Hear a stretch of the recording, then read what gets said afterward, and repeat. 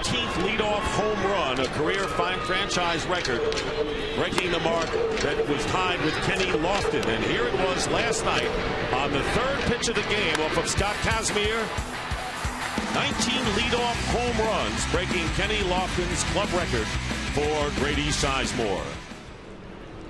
So 1-0 the count to Sizemore, will be followed by Cabrera and then Victor Martinez.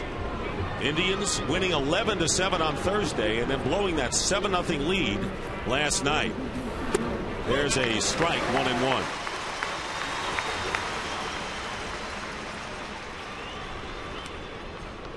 Joe Maddon's team trying to really become consistent. Haven't really put together back-to-back games the way he would like it, but he thinks they're on track. Rays come in 17-20, fourth place in the American League East, and now 7 games behind the leaders, the Toronto Blue Jays, winning already today. And you hear that refrain often from managers. Last year we did it on pitching and defense, and we're looking for that same combination this year. Here's Garza's 2-1 pitch, and going after the fastball up in his eyes was Sizemore, 2-2. You'll see a lot of that against Matt Garza. That fastball upstairs, you really have to make him come down in the strike zone, because you're not going to hit that pitch right there, right above the letters, to even the count to Sizemore. Garza has limited opponents to a 185 average. That's the best in the American League right now. Zach Greinke had the lead, but slipped a second despite winning his 7th game last night. And a fly ball hit out to center field. B.J. Upton, with plenty of room and plenty of time, makes the catch, and Sizemore is retired. Take a look at today's umpires. Andy Fletcher behind the plate. Ted Barrett will be at first base. The crew chief, Tim McClellan, is at second, and Greg Gibson is over at third. So with one away, here's Asdrubal Cabrera, who has 1 hit and 2 trips against Garza. One of them was a home run, hitting .326 with 19 runs batted in, as the Indians have shifted around a lot of their infielders and an outfield as well. There's a fastball, strike 1 to Cabrera.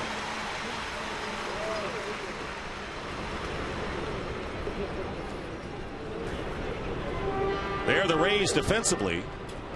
And some big plays last night by Gabe Gross and B.J. Upton in particular, really helping Tampa Bay come back against Cleveland. 1 ball, 1 strike to Cabrera. Saw that very fast start by the talented shortstop / second baseman of the Indians. It's a good start offensively, and he's choking up on the bat a lot more this year than he has been. A lot of times that gives hitters better bat control, and he certainly had that thus far this season. Switch hitter with the count, 1 ball and 1 strike. And 2-1 to Cabrera, with Victor Martinez on deck. There is Martinez, who is the league leader, batting .400. He was hitting .400 coming into last night's game, 2 for 5. So we kept it at that mark. 2-1 pitch and a call, strike 2, 2-2. Garza is 0-3 lifetime against the Indians. And that pitch tailing away from the left-handed batter right on the outside corner. Garza's ERA 6.12 in 5 career starts. Just getting a piece of it was Cabrera. The count remains 2-2. Well, if you're watching at home, you could take me off the hook from explaining these pitches. If it goes away, usually on the outside part of the plate to a left-handed batter, it's a 2-seam fastball. If the catcher is setting up inside, it's generally a 4-seam fastball.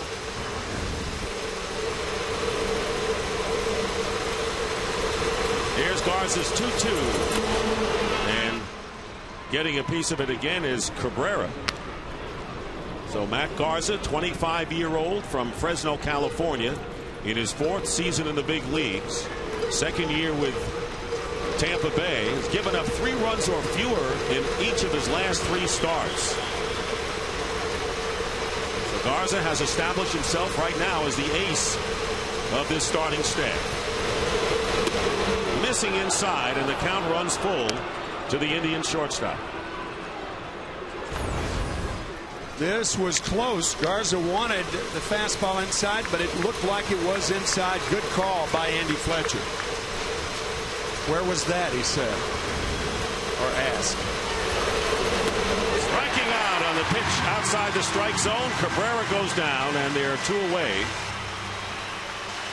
You know what, Dick? The better the stuff a pitcher has, the more inclined the hitter is to swing at balls out of the strike zone. Because you don't invite a guy to come into the strike zone if a guy, for instance, doesn't throw real hard. You can wait for your pitch. But with Garza, you have to be extra quick. That was a ball, but strike 3 for the Rays. And moving the ball around effectively around the plate. Well, he does it with natural movement. I mean, he can throw the ball in the middle of the plate and have it be a real good pitch because of the late movement. Well, here's Victor Martinez, who has been dynamite so far, hitting .400 with 7 homers, 25 runs batted in. And there is the shift on the breaking pitch, strike 1. And there you see the third baseman Evan Longoria now backing up, moving more towards shortstop, and there is Iwamura playing short right field. And guarding the line at first is Carlos Pena.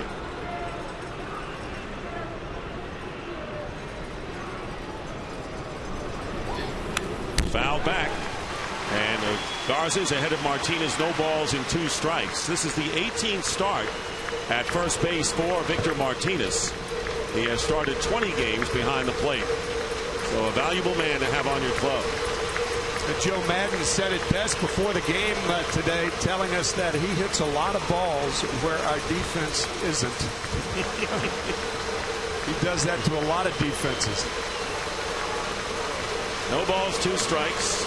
Garza trying to retire the Indians in order. And just getting a piece of it at the plate. And the count remains no balls and 2 strikes. Now just look at the first 3 hitters. Grady Sizemore flies out to center on a ball out of the strike zone up. Cabrera strikes out on a pitch out of the strike zone. And now Martinez, a pitch out of the strike zone.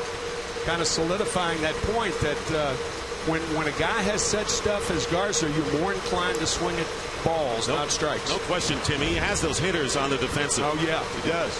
You can see it in the first inning. So there's Martinez, the American League batting leader, with the count, no balls and 2 strikes. And a ground ball hit right to Iwamura. 1-2-3 inning. Indians don't score, and the Rays coming up in the first.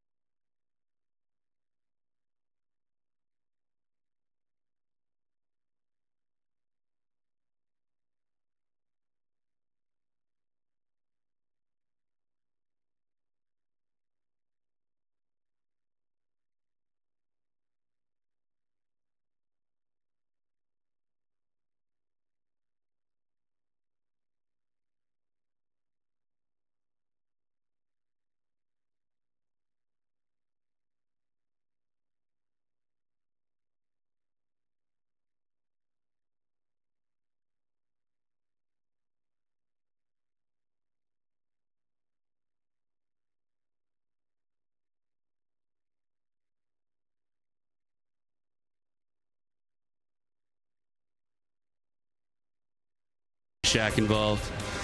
Batting first will be your center fielder, last night's walk-off winner, BJ Smooth as Lightning Upton. Batting second, the fastest man in baseball, Carl Crawford. Batting third is Roy, otherwise known as Rookie of the Year, Evan Longoria. Batting fourth is Carlos Crouching Tiger Pena. Batting fifth will be your DH, Willie Ibar. Batting sixth will be your right fielder, Gabe Gross. Batting seventh will be Akinure Iwamura. Batting eighth will be your shortstop, former Minnesota Twin, Jason Bartlett. Batting ninth will be your catcher, Diana Navarro. And pitching today for the Rays will be Matt Spanish Fly Garza. That's your lineup for the 2009 Tampa Bay Rays. And the first pitch from Carl Pavano, and a good job by Joe Nelson. Maybe struggling out of the bullpen, but his personality is intact. B.J. Upton takes a call strike, leading off for the Rays. 1 ball and 1 strike, and the starting lineup by the Rays, sponsored by Taco Bell. Think outside the bun. 2 balls and a strike to B.J. Upton, who was hitting 172 when last night started. And of course, as you showed at the start of the game, Tim, the walk-off home run to complete an 8-7 comeback after the Rays were down 7-0 came on a 3-2 count from Luis Vizcaíno, who just joined the Indian pitching staff. So here's Upton, still hitting 190, and strikes out on a pitch way outside the strike zone for out number 1. So here's Carl Pavano, who is 3-3 on the year, and here's the pitcher profile brought to you by Sprint. Well, rejuvenated is an understatement. He's walking almost no one. He's gone 42 consecutive hitters without walking a batter. And as you saw to B.J. Upton, he had the fastball strike inside and the slider off the plate, a way to get it. Carl Crawford looks at a fastball for a strike. Crawford returning to the lineup last night after missing a game with a bruised shoulder, and he responded with 2 hits and 2 stolen bases. And if he gets on base, it's lights out. There's a breaking pitch for the strike. 0-2 to Crawford. Crawford batting .333 with 1 home run and 17 runs batted in, and 24 for 24 in stealing bases this year. And he too chases a pitch way outside the strike zone, and there are 2 down on 2 strikeouts by Pavano. That's the advantage of staying ahead. Unless there are 2 strikes, a hitter won't go. A major league hitter rarely will go after a ball like that. But with 2 strikes, he starts squeezing the bat a little bit more of an inclination to go after balls out of the strike zone. That's why you have to stay ahead. So with 2 down, here's Evan Longoria. Pavano off to a swift start, and the praises continue to pour in for the Rays' third baseman, and he is way behind on that fastball, strike 1, leading the American League with 46 runs batted in. He knocked in his 46 last night, 2nd in home runs, and 7th in hitting at .343. Can't ask for more than that. 1-1 the count to it. Dick, I was asked about Longoria this week and asked what makes him tick. I said, well, talent, but that quiet confidence. And the person who asked me the question said, can you teach that? I said, you can teach quiet. You can't teach confidence. Couldn't be put any better either. There's another fastball, and Longoria way behind that. So Carl Pavano, who has won his last 3 outings, 2 of them on the road, and ahead on Longoria. Longoria has been going to right field with 2 strikes a lot better this year than he did last year. Part of the learning process, and he learns in a hurry. And that's going to get that batting average where it is now into the 340s. Right. Think that way with 2 strikes if you're a right-handed batter. Here's the 2-2 pitch, and Carl Pavano strikes out the side in the first inning. Rays go down in order, and after 1, no score.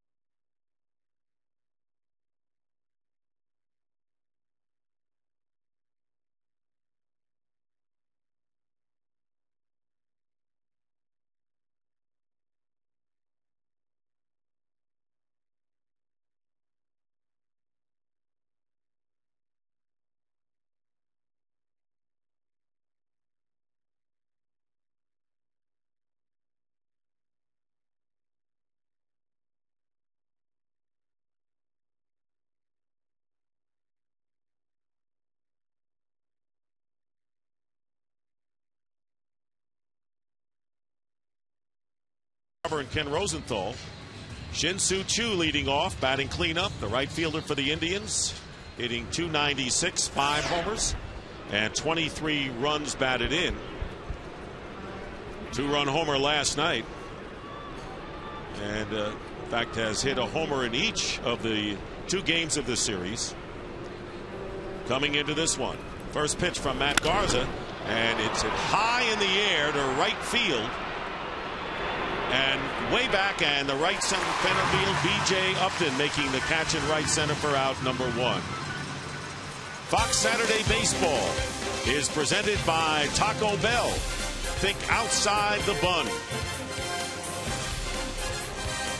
Sponsored by Sprint. Get more done with Nextel. Direct Connect only on the Now Network. And by Pepsi Throwback, made with natural sugar for a limited time only.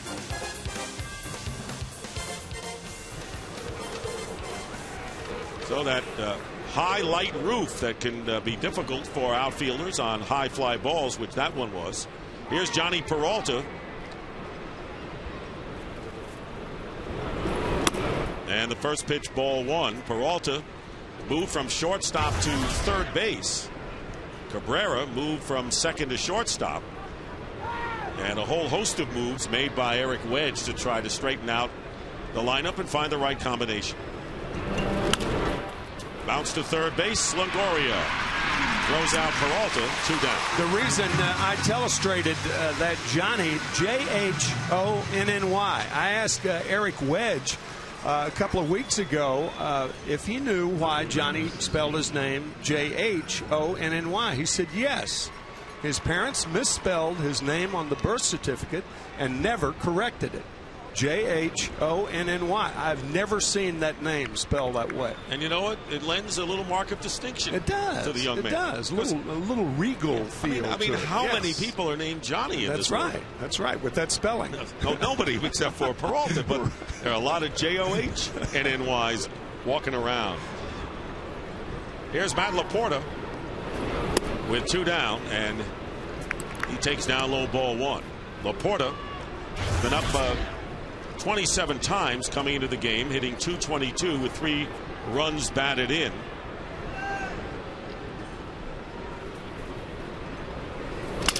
And a broken bat, ground ball.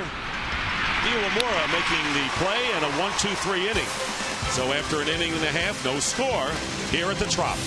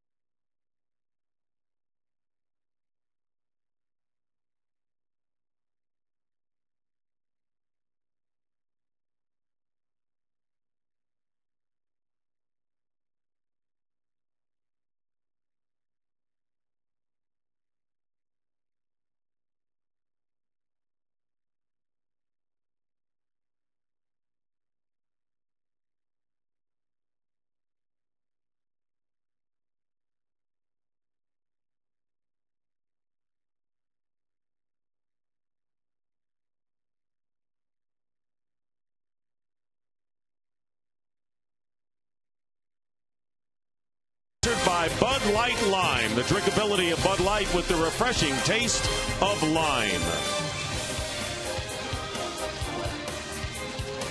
And 85 degrees outside today. And, of course, and comfortable 72 degrees inside the trop. Not that 85 isn't comfortable.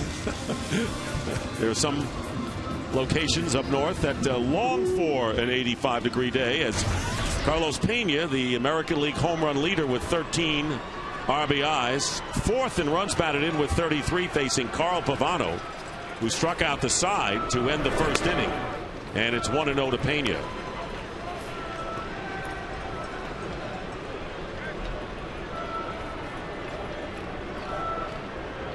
Carl Pavano looks like Matt Garza.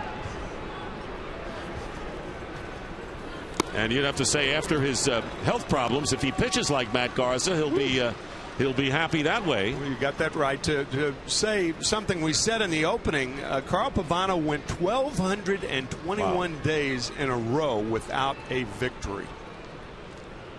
2 balls and no strikes to Pena. There's a strike. 4-2 lifetime in 8 career starts against the Rays. So he had success against Tampa Bay. 3.91 earned run average, and compare the looks. Similar. You're right. Yeah.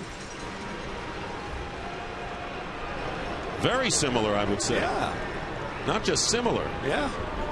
Very. 2-1 to Pena. And a breaking pitch over for a strike as Pena checked his swing. Willie Ibar will be next, followed by Gabe Gross here in the bottom of the second inning. Well, sometimes injuries to a pitcher forces them to become a better pitcher. And that has been the case with Carl Pavano. Going through so many injuries.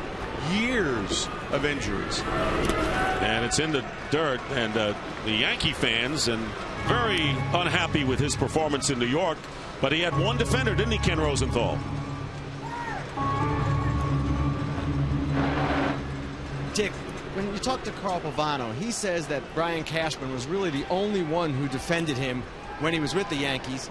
He was the only one that Carl Pavano talked to consistently. And Cashman would say, hey, you can't expect the guy to pitch when he's hurt. Well, now Carl Pavano is healthy, and there's one other thing to note here. When the Yankees signed him to that 4-year, $39 million contract, they were actually outbid by 4 teams.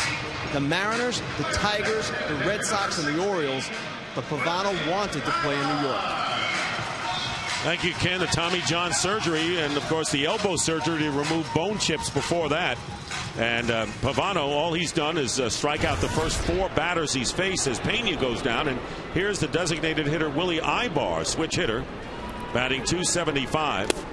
And not even close to the heat thrown up there by Pavano, Tim. We are checking. I don't think Carl Pavano's ever done this. He's not a strikeout pitcher necessarily, but has just been terrific thus far today. And a swing and a miss for a strike, and his fastball clocked at 89 miles per hour the last 2. But whatever it is, he's got more on it than the Rays expect, and the count, no balls, 2 strikes. Eric Wedge says he throws between 89 and 92 miles an hour. And that 3-mile-an-hour difference is big because it allows you to get in on a hitter like that. If you don't throw hard enough, you can't jam a hitter. You have to pitch major league hitters inside sometime. Eric saying, and it's a very, very good point. He said 83 to 86. If you increase it at 3 miles an hour, that's not a big deal. 89 to 92 is. And a bounding ball backhanded by Martinez, flips to Pavano for the out.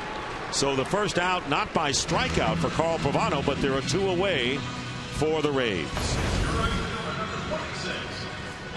A slider in on the hands, and the first ball put in play by Tampa Bay. George King is a writer for the New York Post, and reinforcing what Ken was talking about, everybody in the Yankee organization but Brian Cashman down on Pavano, and George King had written for years that he was visiting the Carl Pavano Memorial MRI tube in the at New York hospital.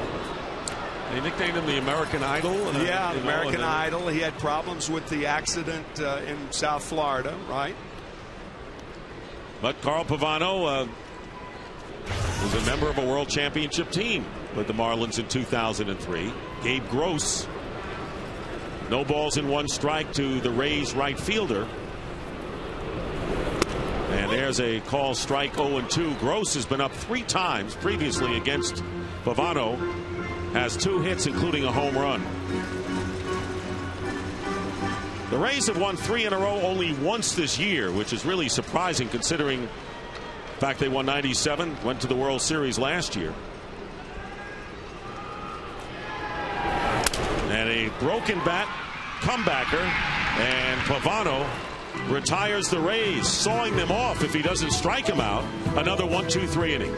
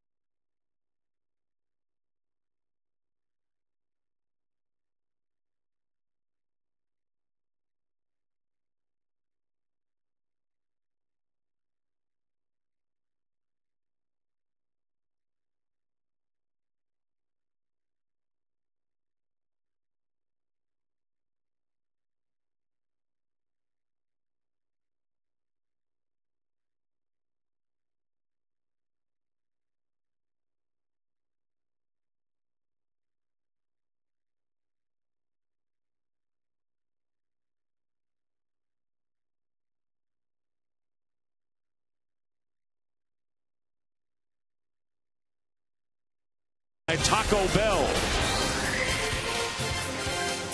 No score between the Indians and the Rays. And the Indians batting in the 3rd inning against Matt Garza, who has retired the first 6 batters he's faced. And here's designated hitter David DeLucci, only his 34th at bat. Fouls off the first pitch. DeLucci missed 22 games with a strained calf. 6 for 9 in his first 2 games back, and has been 2 for 24 since. So he's trying to snap out of his hitting problems.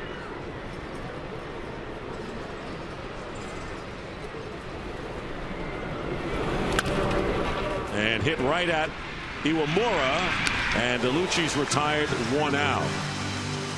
Now for a direct TV game break.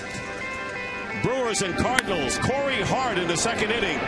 It's a drive deep to right center field. 4th home run off of Adam Wainwright to make it 1-0. And then in the bottom of the 7th, Skip Schumacher grounds to J.J. Hardy. Gets the force on Wainwright, and the Brewers win 1-0 over the Cardinals and take a 1-0 lead in the National League Central. The teams were tied, or 1-game lead, going in. Yeah, Milwaukee now 22-14 to lead the National League Central. Surprising. And a call strike to Kelly Shopping as the Brewers win their 4th straight game. Of course, the Cardinals losing Ryan Ludwig on the disabled list. And a very tight race in the National League Central, as 1 game separates the first 4 teams. Check swing, and Ted Barrett, the first base umpire, indicates Shopik went around. So the count now 0-2. And it looked like he went around. Of course, most instant replays of check swings look like hitters went around. Kelly Shopik, who went to Baylor University in Waco. A Baylor Bear. Yep. No balls and 2 strikes. Garza wasted outside 1-2. President Bush threw out the first pitch. The Indians in the game the Indians played this year down in Texas, and President Bush came in the Cleveland clubhouse after that and walked up to Kelly Shopik and said, "I remember when you played at Baylor." That's pretty good when an ex-president of the United States remembers where a professional athlete went to school. And a former owner of the Texas Rangers. Right. And you know former President Bush's love for the national pastime. Matt Garza throwing 10 more strikes than balls thus far. Both pitchers have been incredibly economical. 2 balls, 2 strikes to Shopik. And a breaking ball just down low, and it's a full count.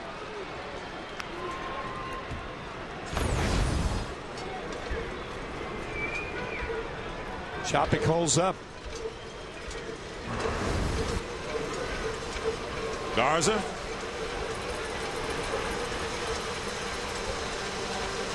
Who has struck out 43 batters, leading the Rays in that department. Comes back, payoff pitch, ball 4, and Shopik becomes the first base runner of the game. 1-out walk, and that will bring up Valbuena, the number 9 hitter. That's an excellent at bat by Shopik. Remember, he was in the hole 0-2 and ends up walking. So fish aren't biting in the ballpark, but they are biting about 85 miles south of here at Boca Grande Pass, because it is tarpon season in this area. Have you ever seen a tarpon? No, but I've seen a stone crab. Yep, and today's the last day of stone crab season. In fact, I've seen it on my plate. 1 out, and the base runner Shopik, and here's Luis Valbuena, second baseman. First pitch is a strike. Some tarpon are bigger than humans. Seriously, up to 300 pounds. Wow. Well, 8 feet long or so. There's the runner Shopik. I've never seen a tarpon in person, or on videotape for that matter. I ran into Jim Fregosi, who is scouting for the Atlanta Braves and has been for the last decade or so, the ex-manager of the Philadelphia Phillies, Los Angeles Angels. And he has 2 boats, 2 tarpon boats out. He filled me in on the latest tarpon news. Fly ball hit out to short left field. Backing up is Jason Bartlett, makes the catch for out number 2. And I'm getting an inkling here, Mr. McCarver, that you've been out on some of those boats. I have. Fishing. I have, not on Jim Fregosi's boats, but that is a big thing to do in one of the best areas in the world for tarpon. And there is a ray. One of many mascots here for Tampa Bay. No longer a devil ray, but just a ray. That's right. Grady Sizemore flied out to Upton in center field his first time up. So they're 2 down. Shopik with the lead at first for the Indians in the 3rd. No score. And there is a curveball. Misses for ball 1 inside. That might be the type boat that on which you go to fish for. Nah, I don't know. That says Tarpon Springs. As they widen the shot, you say, no, I don't think so. No. And another breaking ball high and away, 2-0 to Sizemore, who is 3 for 14 against Garza. And now Longoria comes in from 3rd to talk to his pitcher. We talked about this a couple of weeks ago. If I were the commissioner for a day, I would not allow any of the infielders other than the catcher to come to the mound. And if the catcher goes to a mound in an inning, it counts as a trip.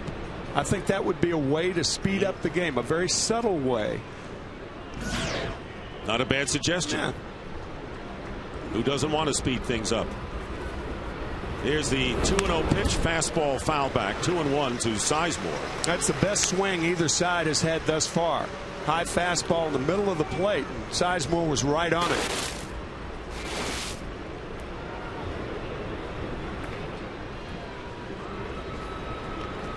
And there's Sizemore trying to turn things around, coming off career highs in homers, runs driven in, and stolen bases, off to the worst start of his career, and takes up high. And it's 3-1. So Garza with a runner at first after walking Shopik, getting the second out, behind 3-1 to the Indians' leadoff hitter.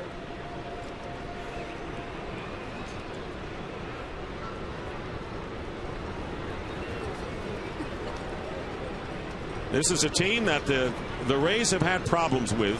And of course, before last year, really had problems with almost everybody, as Shopik has his lead. But last year, losing 5 out of 7 to Cleveland.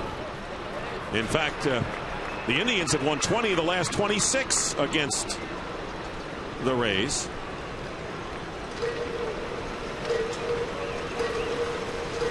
There you see the success that the Indians have had. And right now, Eric Wedge had to have calmed down after we talked to him before the game. And we will talk to him shortly about the bullpen woes that this club has faced. To put him in a 9-game under 500 hole at this point. Runner goes, ball 4 outside. So Garza walks his second batter this inning as Sizemore trots down to first. Shopik moves to second, setting it up for Asdrubal Cabrera. Jim Hickey, the pitching coach of the Rays, out to talk to Garza. Garza had 2 starts where he walked 5 earlier in the year. And Jim telling us yesterday that if Matt can stay away from the walks, he has a chance to, I mean, in Hickey's terminology, he said he has a chance to pitch a no-hitter every time out. Boy, that is some praise right there. You can't say that about most pitchers. No question about that. And again, 185 batting average against Garza, leading the league. And he has still not allowed a hit, but runners at first and second to Asdrubal Cabrera, who was a strikeout victim in the first inning. The only strikeout Garza has chalked up thus far. Indians with runners at first and second, 2 down.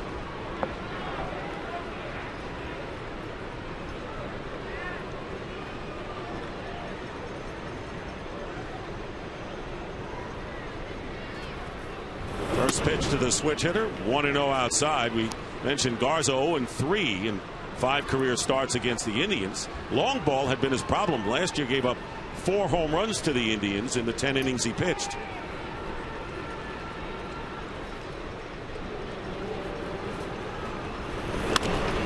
Fly ball hit out to center field. B.J. Upton will make the catch. 19 pitches in the 3rd inning for Matt Garza. Good day to watch a ball game or to be out fishing. Take your choice.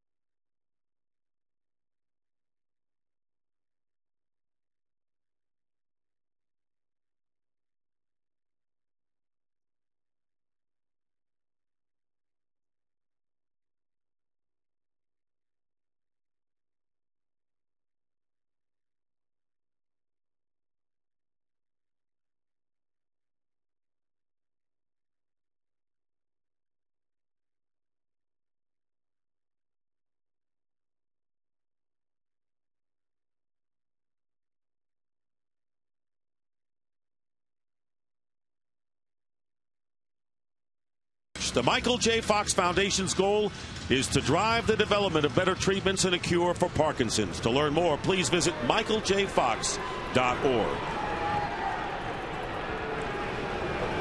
Rays batting in the third. Akinori Iwamura, the second baseman, leading off against Carl Pavano. Strike one off the breaking pitch, and Pavano striking out the first 4 batters he's faced.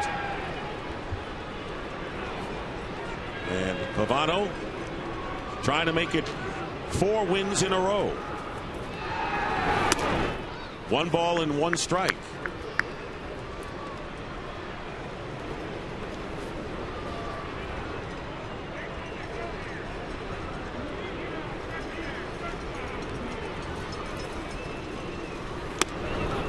Two balls and a strike. Iwamura will be followed by shortstop Jason Bartlett and Deanna Navarro, the catcher.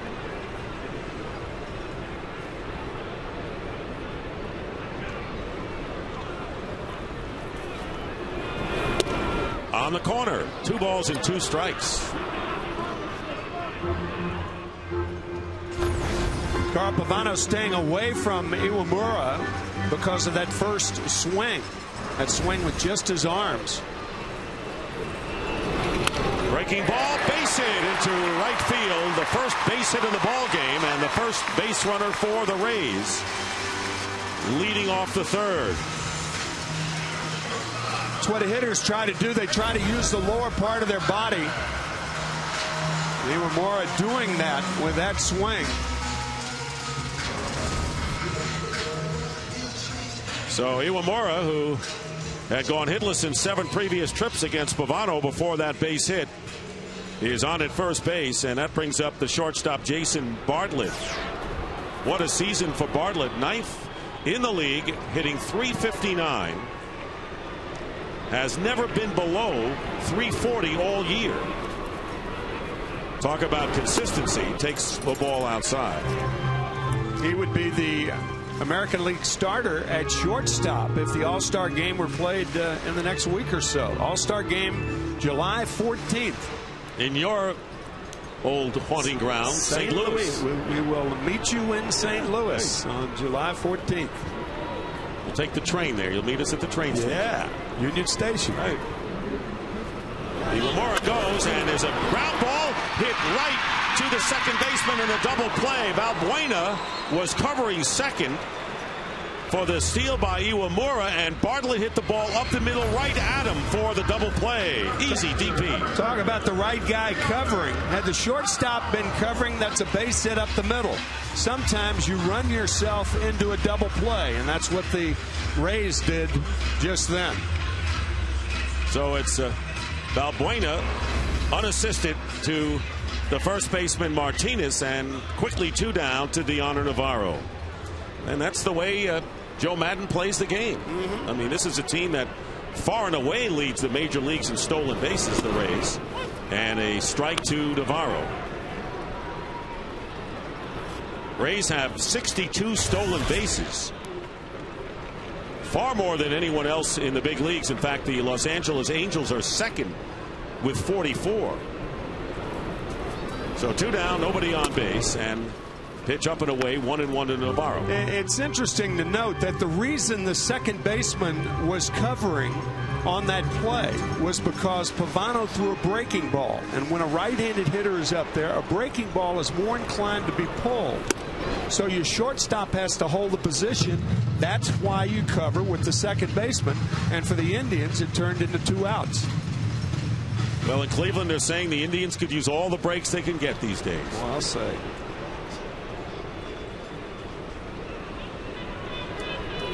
Two down, 2-1 the count to Navarro, and a fastball on the outside corner. 2-2. You know, despite the Indians' problems, last place in the AL Central, 9 games under 500. Eric Wedge's team is actually closer to first place than the Tampa Bay Rays are. They're only 5.5 behind the leaders.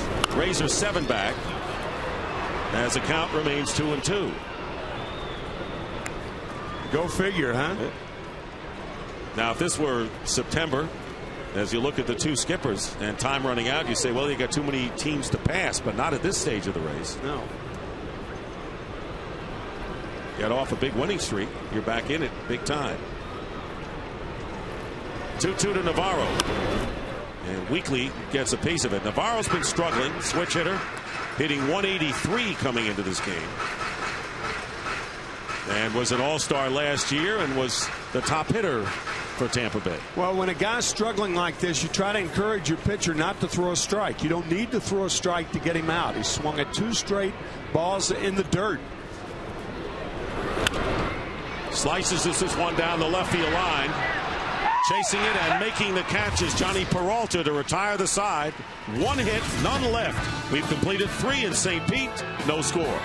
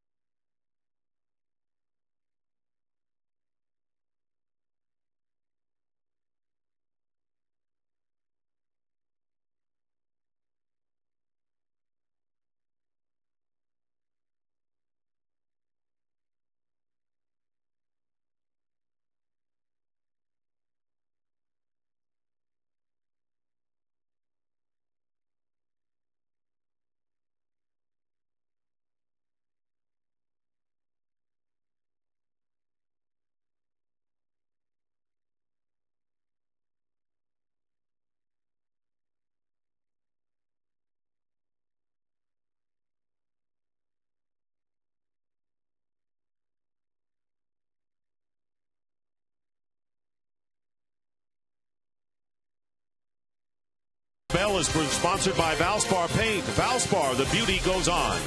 By Gillette Fusion, Gillette's closest, most comfortable shave. And by Windows, life without walls.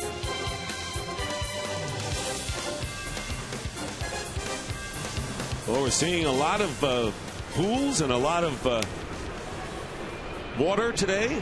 Yeah. And a lot of fish. And no score as we move to the 4th inning. Victor Martinez only 1 hit in the game. Martinez bounced out to Iwamura his first time up. Coming into the game hitting 400 and base hit into the open spot where the shortstop normally plays, and Martinez has the first hit for the Indians. We talked to Eric Wedge, the Indians manager, and we mentioned he was vocally outspoken about the bullpen problems the Indians have. Yeah. Well, we just have to be more consistent, and we have to make pitches, and you know, we're missing spots on a consistent basis, and we've got people down there we feel like that can you know, get the job done, but you know, at this level, if you miss spots, you're going to get beaten. That's what's happening. Even talking about 2 nights ago when you won that ball game 11-7, but you had a 9-0 lead in that game, and you could have gone without using the bullpen. Well, that's exactly right, and then that you know, had an ill effect on us yesterday. And there's always a domino effect in this game, whether it be positive or negative. And you know what, we've got to do a better job of being more efficient, both with our starters and our bullpen. And the deeper you go, the better it is. How about Carl Pavano and your impressions early on? Well, he's throwing the ball great today. I mean, you know, he's been a very consistent starter for us this year. He works hard. He knows what he wants to do when he goes out there, and you know, does a good job of executing pitches. Eric, thanks very much for joining us. All right, thanks, guys. Okay. Shin-Soo Choo with the count, no balls and 2 strikes, and Carl Pavano keeping the Indians in the game despite giving up a base hit, helped by a double play.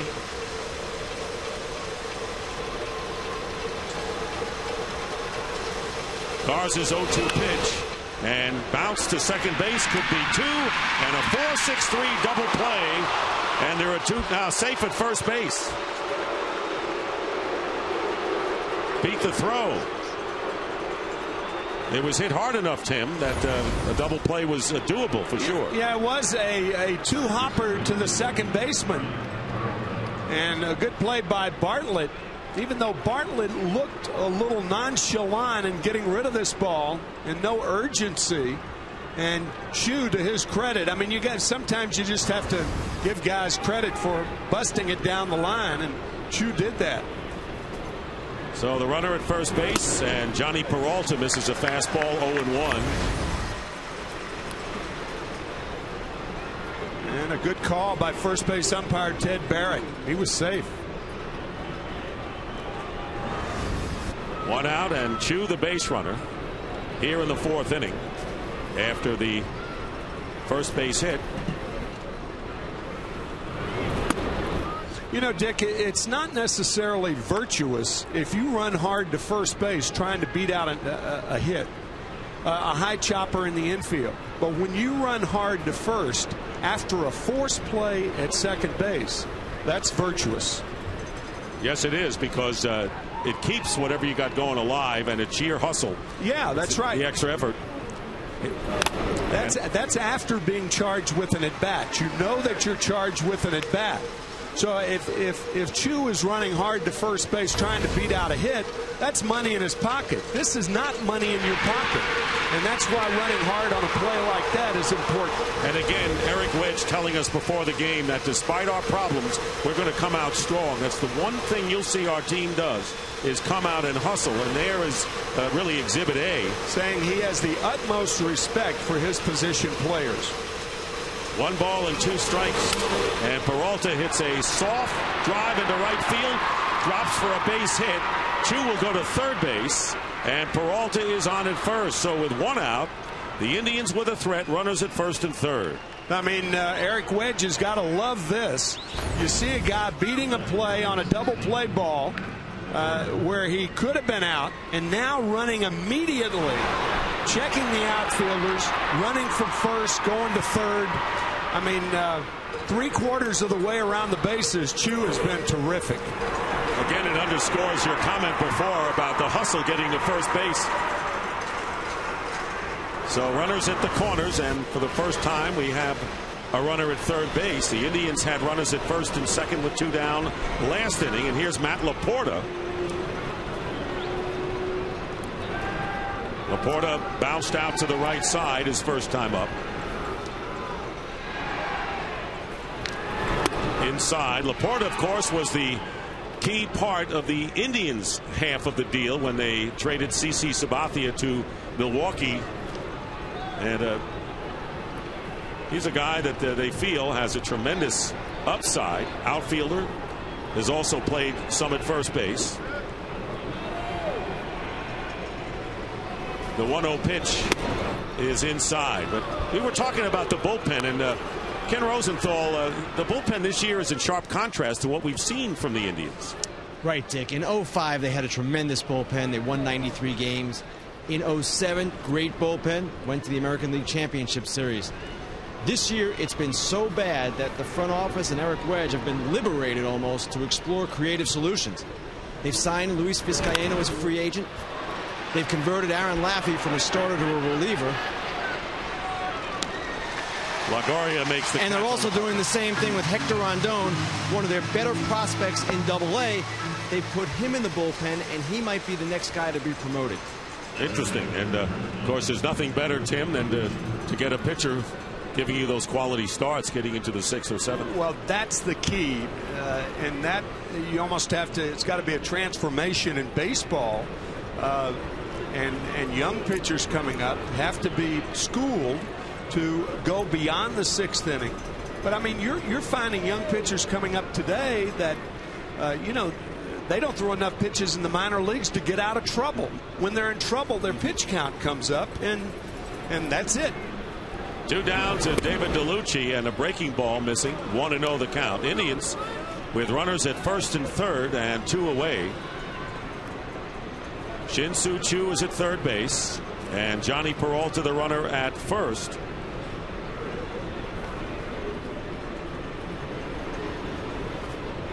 First 2 hits of the game for the Indians here in the 4th inning, and there's a strike, 1-1.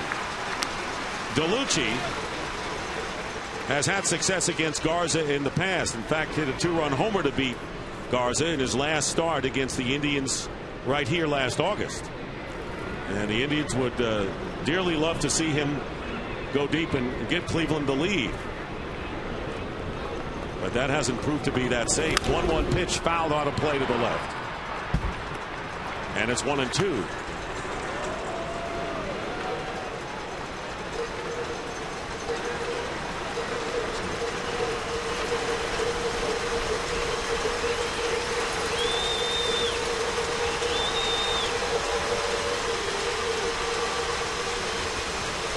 DeLucci at the plate, only his 35th time up this year.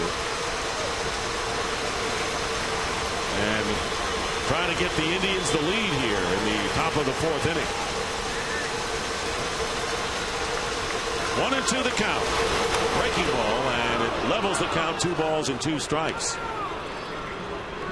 The last 4 hitters in the Cleveland lineup have not come to the plate all that often this year. Laporta was 29 times. DeLucci, this is his 35th. 60 times for Kelly Shopping, and only 16 for Valbuena. So lack of playing experience for the last 4. They've been hurt, and also in the minor leagues. 2-2 pitch. Full count inside, and 3-2.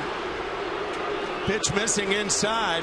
That was an interesting shot, that high home shot of the second baseman and shortstop of the Rays.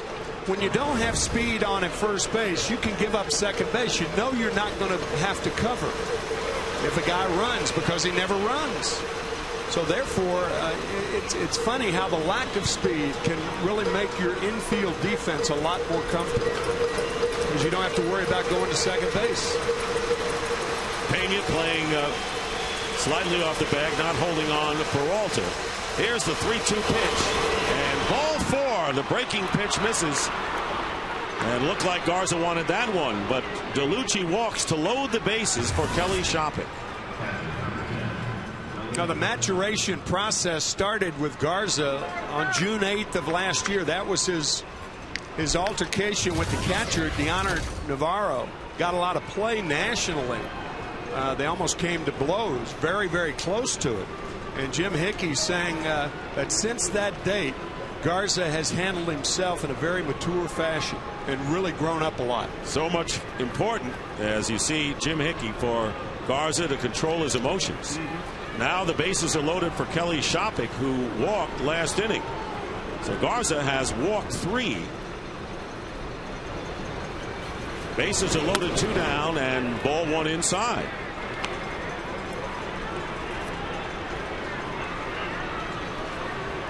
This is Shopping with his 18th start behind the plate in this game. Came to Cleveland in a deal for Coco Crisp back in 06, who's now with Kansas City, and look how they're doing. 2-0 inside. 2 balls, no strikes. Further you fall behind, the more trouble you are, particularly to a power hitter. And this time Pena going to the mound to settle down Matt Garza. On deck is Luis Valbuena. So an opportunity. Bases loaded, 2 out, 2-0 the count to Shopping in a scoreless game here in the top of the 4th. Shopping with tremendous power can look in the fat part of the plate and try to yank one here. 21 home runs, 55 RBIs, both career highs for Shopping last year. Garza behind 2-0 and got the pitch he wanted. Shopping fastball and steps out. It's a great hitter's pitch right there. Well, it's what hitters do when they go up to the plate. They tell themselves that, you know, what I'd like is at least one free swing in this at bat, and he got one right there. A fat 2-0 fastball, he just missed it.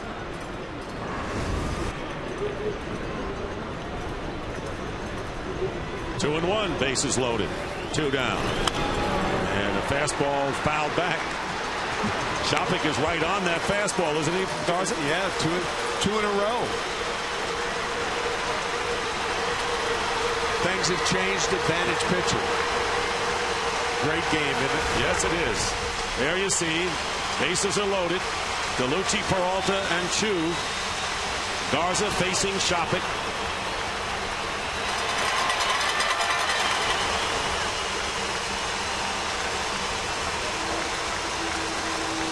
Crowd rooting on Garza.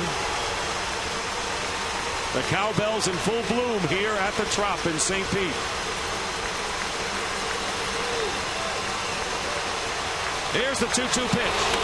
And a chopper to third. Longoria will go across to end the inning.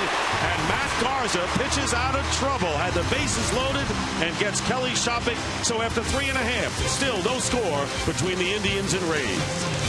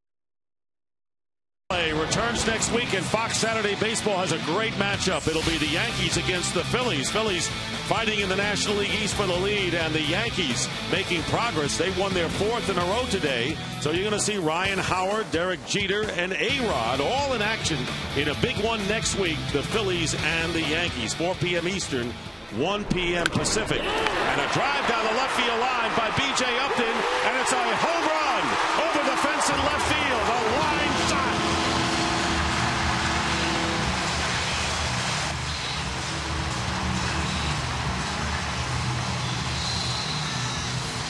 So Upton, who hit his first home run to win last night's game in a walk-off, hits his second home run to give the Rays the lead here in the 4th with none out. And you know what, Dick? They were fastballs in similar locations. Up and in. Upton, lightning fast.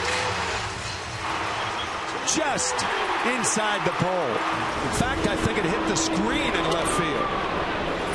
And Carl Crawford takes ball 1. So B.J. Upton still hitting under 200.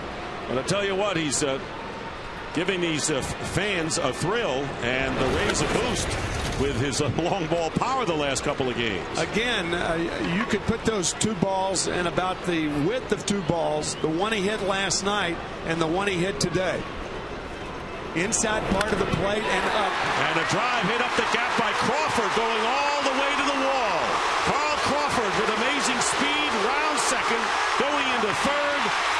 sliding triple.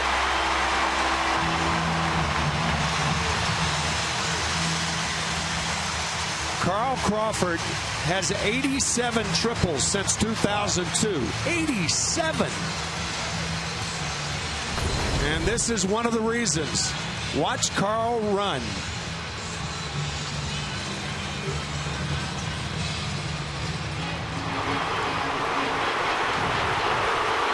He didn't have to slide either. But he has that good form, so the Rays still with none out, leading 1-0. And Crawford is at third base for Evan Longoria, who can add to his American League RBI lead. He has 46 right now. And a 1-0 game as Carl Pavano is touched for a long ball and a gapper for 3 bases to start this 4th inning. Breaking ball line right at Peralta.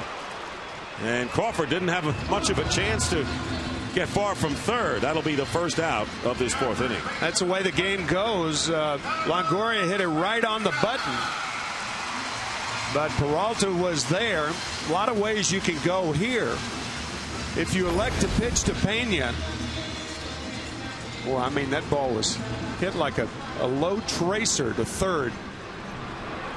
So the first 3 batters for the Rays here in the 4th inning have scalded the baseball. Yeah, they have. And here is Pena, who struck out his first time up, coming into the game 4th in the American League in runs batted in. And a breaking pitch over for a strike. On deck would be the designated hitter Willie Ibar.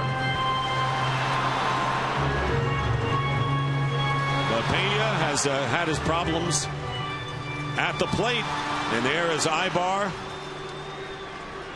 Joe Madden told us before the game likes to be at the plate in big moments. 1 out. Crawford with the lead at third. 1-0 to score, and a fastball inside. 1-1 to Pena. I think Eric Wedge has elected to pitch to Pena here because Carlos does strike out a lot. Struck out his first time up. And Pena, lifetime against Pavano, is 0 for 5. So the stars are all aligned here if Pavano can make the right pitches. Missing inside, 2-1. We've had some fireworks in this 4th inning.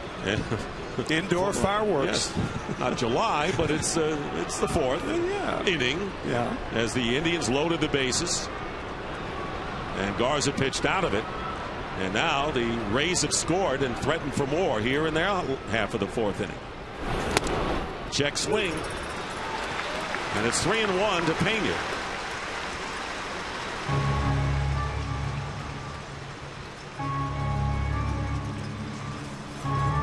If you're Carlos Pena, don't look for a fastball because you're not going to get one. Probably a changeup away. 50th pitch of the game for Pavano, upcoming here to Carlos Pena. And a check swing, foul off to the left. It's a changeup away. You can see Shopping setting up outside. And with first base open, there's a place to put him. A little changeup, check swing, and that infuriates hitting coaches. When you get a 3-1 or 2-0 check swing, if it were 1 ball and 2 strikes, you could understand a check swing like that. But Pena, furious. Here is the 3-2. Ball 4, and Pena is on. Runners at first and third, and now for a direct TV game break. And the Yankees, mentioned before, 4 in a row, and here's how they won this one. A walk-off home run by A-Rod, Alex Rodriguez, in the bottom of the 11th inning off of Craig Beslow. And the Yankees defeat the Twins 6-4 after a big comeback last night to beat Minnesota. And A-Rod, in only his 2nd game at the new Yankee Stadium, delivers again. Here's the DH Willie Ibar, breaking ball over for a strike. Bounced out. Martinez to Pavano, covering his first time up. Rays with runners at first and third. 1 out and leading 1-0.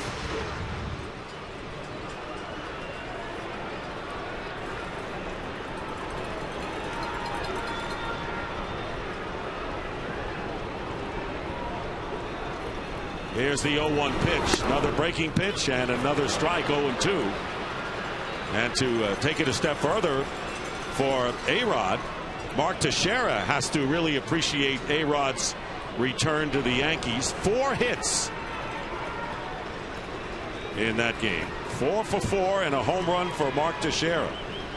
So the Yankees now with 4 wins in a row and 2 games over 500. Teixeira's best night in a Yankee uniform. Ground ball to Valbuena, and they turn the double play. 4-6-3 to retire the side, but not before B.J. Upton with a leadoff line home run. Look at this, a shot got out of here in a hurry, fair over the wall, giving the Rays a 1-0 lead as we go to the 5th.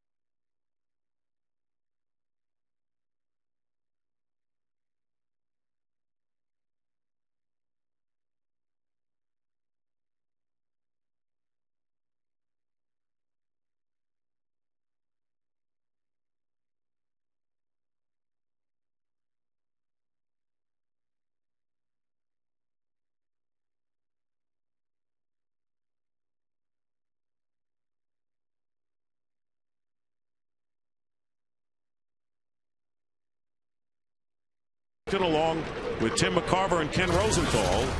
1-0 the Rays lead, and the number 9 hitter Luis Valbuena leading off. Hop to the shortstop Jason Bartlett in short left field his first time up.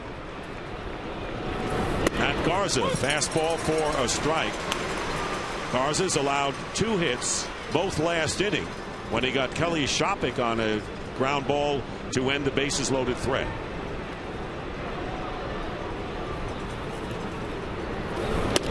There's a call, strike 2, so Garza quickly ahead of him, 0-2.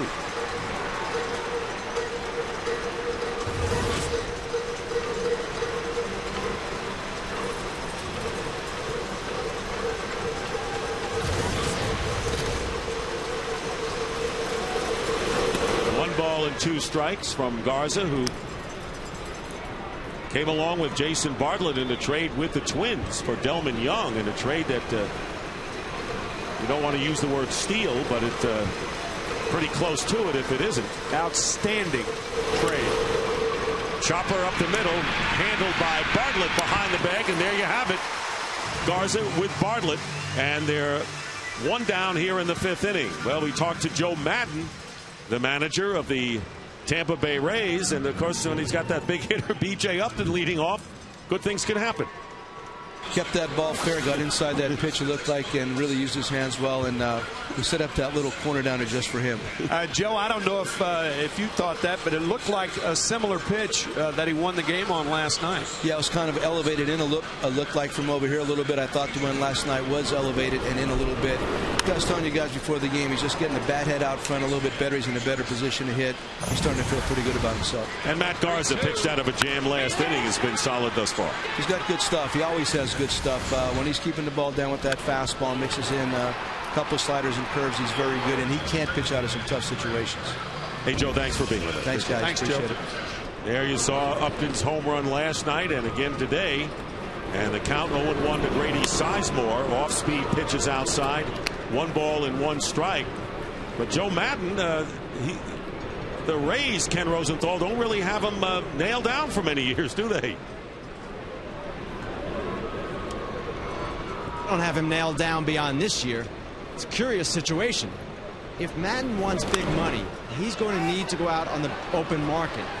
The Rays are not going to invest heavily in a manager when their player payroll is so limited. Now, their owner has a curious philosophy on contracts in general. The general manager, Andrew Friedman, doesn't have one, nor does the team president, Matt Silverman.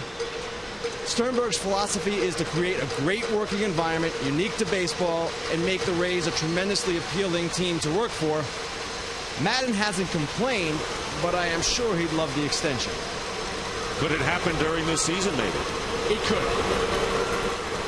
Just like us, working without a contract. Free agents just happened by at the Trop today and just good ball game. And we've had the kind of success that Joe Madden has had. I mean, well, you have had anyway.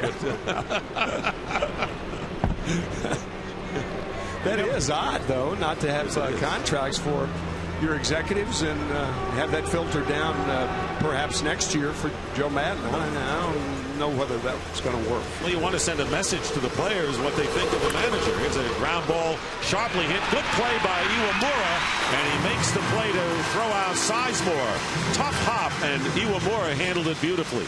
That was a beauty right there as the ball took a tough hop to his left. In between hop, fielded nicely by Iwamura. Matt Garza liked that too. Seemed to get a little extra charge out of that. You love your guys behind you to help out. Yeah.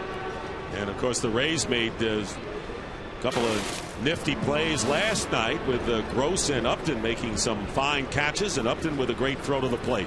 So with 2 down, here's Cabrera, takes a strike. Cabrera 0 for 2. Has struck out and flied to center field.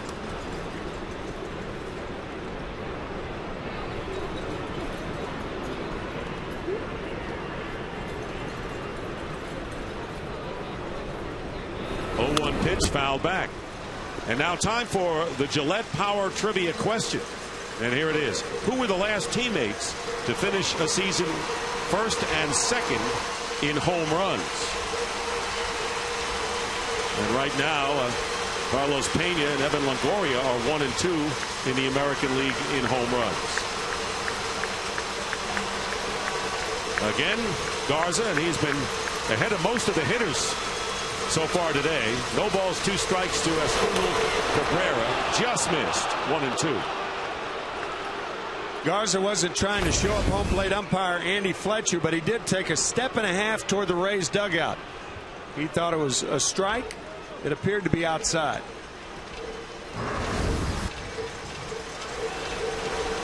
Coming back 1 and 2. Just getting a piece of it. Matt Garza looking for his 4th win of the year as against 2 setbacks. I guess the 2 most famous teammates to finish 1 and 2 in home runs, Maris and Mantle in '61. Speaking of 61, that was the total that Roger Maris had to break Babe Ruth's record at the time. 2 balls, 2 strikes, fouled out of play, and Mantle right behind him. And what a summer that was in New York. The M&M Boys, as they were known. The M&M Boys, and not 1 intentional walk for Roger Maris that year because the Mick was hitting behind him. That's one of the remarkable things about baseball, and statistically speaking. 2-2 pitch to Cabrera. And the count is full. And then Maris wound up in St. Louis in 1967. And as a right fielder, he really didn't have the same home run power, but an outstanding defensive right fielder. The Cardinals won the World Championship that year. We talked earlier about no contracts. Roger Maris, with his contract that year, got a beer distributorship out of it. That's not bad. Not too shabby. 1-2-3 inning. And after 4.5, 1-0 in favor of the Rays.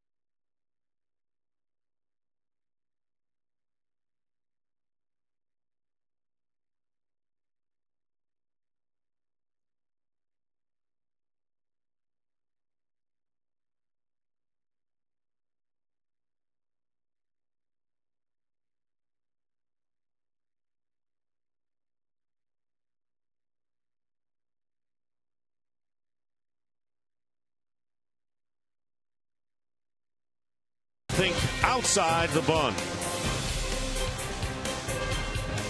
And the Tampa Bay Rays with a 1-0 lead coming up in the bottom of the 5th. And now time for the Gillette trivia answer. Who were the last teammates to finish the season first and second in home runs?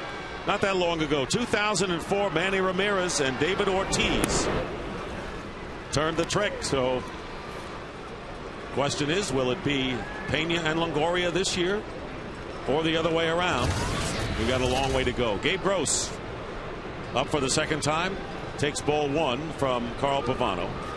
Rays leading 1-0. And there's a fastball letter high for the strike 1-1. Not a bad result for the Red Sox that year. They win their first World Championship in 86 years and then win another one 3 years later.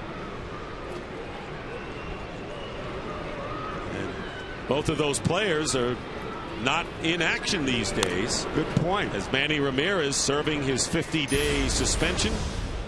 And David Ortiz benched last night, and the plan is he's going to be on the Pines for the rest of the Seattle series and maybe longer, according to Terry Francona.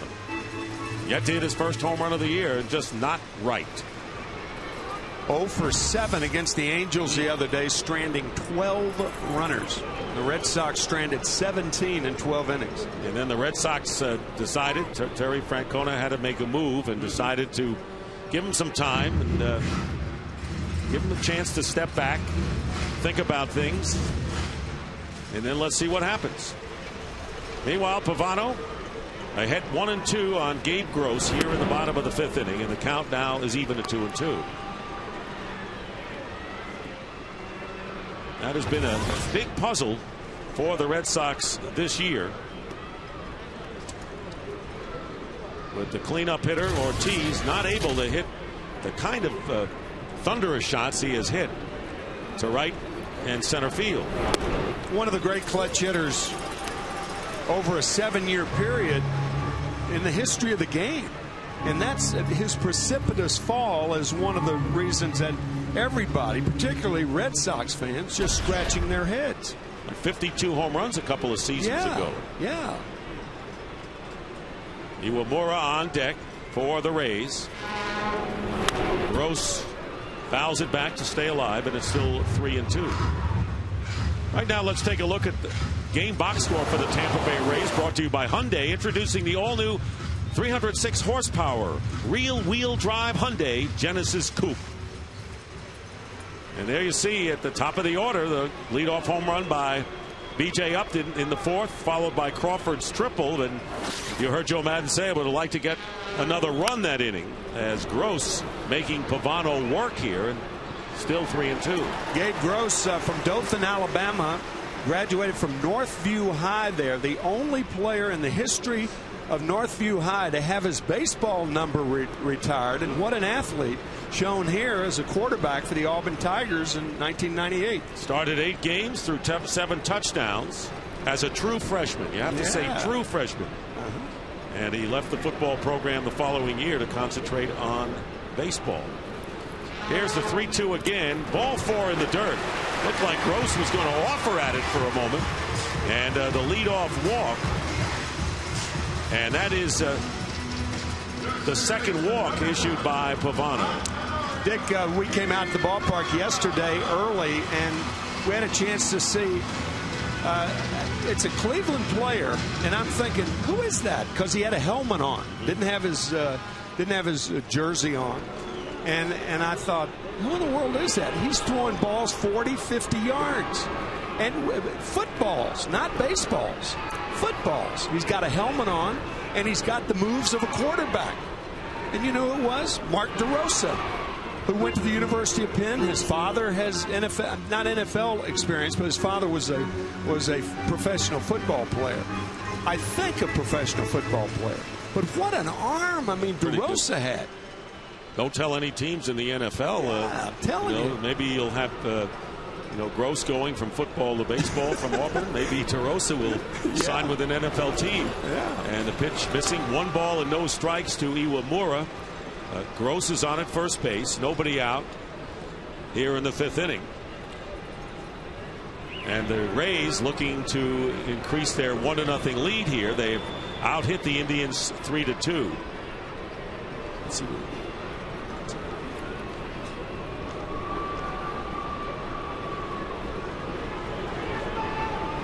Gross, not that much speed on the bases, but trying to keep him close nonetheless is Pavano.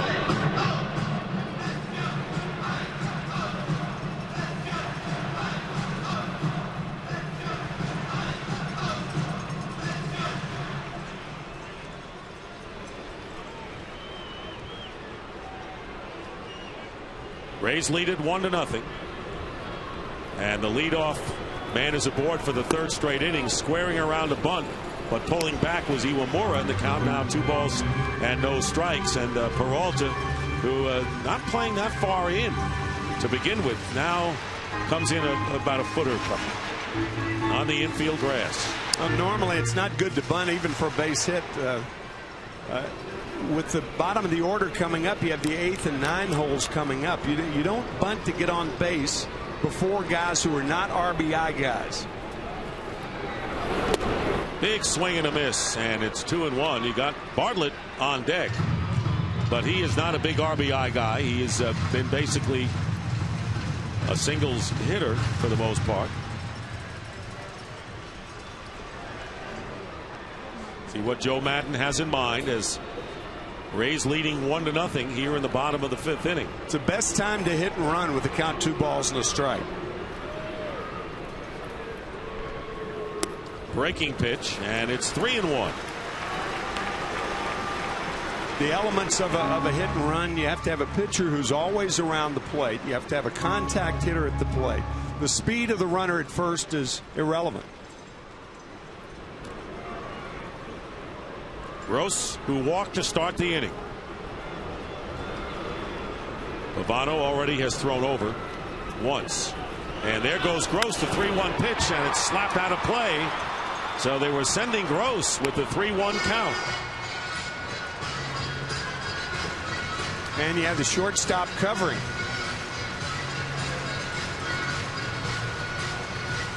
Joe Madden trying to make sure his team can get back to a consistent manner of Rays baseball. Scrappy play, not necessarily going by the so-called book. Very unconventional. 3-2, and do you do it again? Oh, yeah, absolutely. Gross is off, and the pitch is base hit, line to left field. Gross will have to stop at second as Iwamura went to the opposite field. Laporta gets it back, and the Rays now with runners at first and second, nobody out. That is their 4th hit of the game. Well, you take your chances. I mean, this ball came about 2 feet from being a line drive double play. But by the diving Peralta, and with Gross running, Gabe staying at second base because that ball was hit so hard that there's no way you're going to be able to make it to third. So Iwamura 2 for 2 now. He's the runner at first, and Gross is at second. And here's Bartlett, who bounced into a double play started by Valbuena, and the hit really up the middle. There's the bunt. Fair ball down the third base line, and it rolls foul. And it was interesting how Peralta had overrun the ball, and then it went foul. I don't agree with bunting in that situation. You're bunting again for a guy who is really struggling to drive the run in. Like to talk to Joe Madden about this. Maybe Jason Bartlett would be bunting on his own, and if he is, it's not a good play.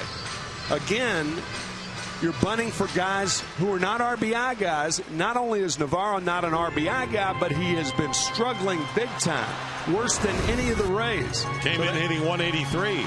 I don't think a bunt in that situation is a good play. Especially Bartlett hitting 359 coming in. Yeah, right. 4th in the league in hitting. But Madden had him trying to bunt, so no balls and a strike. And there go the runners. The pitch is taken for ball and a double steal. Talk about a guy who missed the sign. That was a hit and run play, and I was just thinking, the one thing Don Zimmer has always preached is first and second hit and run. And Bartlett missed the sign. He squared the bunt, and Gabe Gross slides in behind Johnny Peralta, who was coming in on the play. That's a missed hit and run right there. And also when you have so many infielders moving around. Yeah, I mean, it's a good play, but not when the hitter squares. So now Gross is at third. Iwamura is at second, and Bartlett at the plate takes up and in, and it's 2 balls and a strike. So the Tampa Bay Rays now with 64 steals, but it's now 18 consecutive games. Somewhere in the next inning, you're going to have Tom Foley, the third base coach, and Jason Bartlett talking to one another. Tom saying it worked then, but don't expect it to work very often. When you square around and have a guy who's not a base stealer steal third base in Gabe Gross. So 18 consecutive games of the steal, and there is Foley, the third base coach, surpassing the 01 Yankees in the 76 A's. 1985 Cardinals had 29 consecutive games with a stolen base. So the running team continues to run, as unorthodox as it may appear, and a shot hit to center field for a base hit. Gross and Iwamura will come around to score, and the Rays now lead it 3-0. For Bartlett, RBIs number 15 and 16 on the season. Plain and simple. That's why you don't bunt. Bartlett delivers again. And Carl Willis, the Indians pitching coach, going to the mound.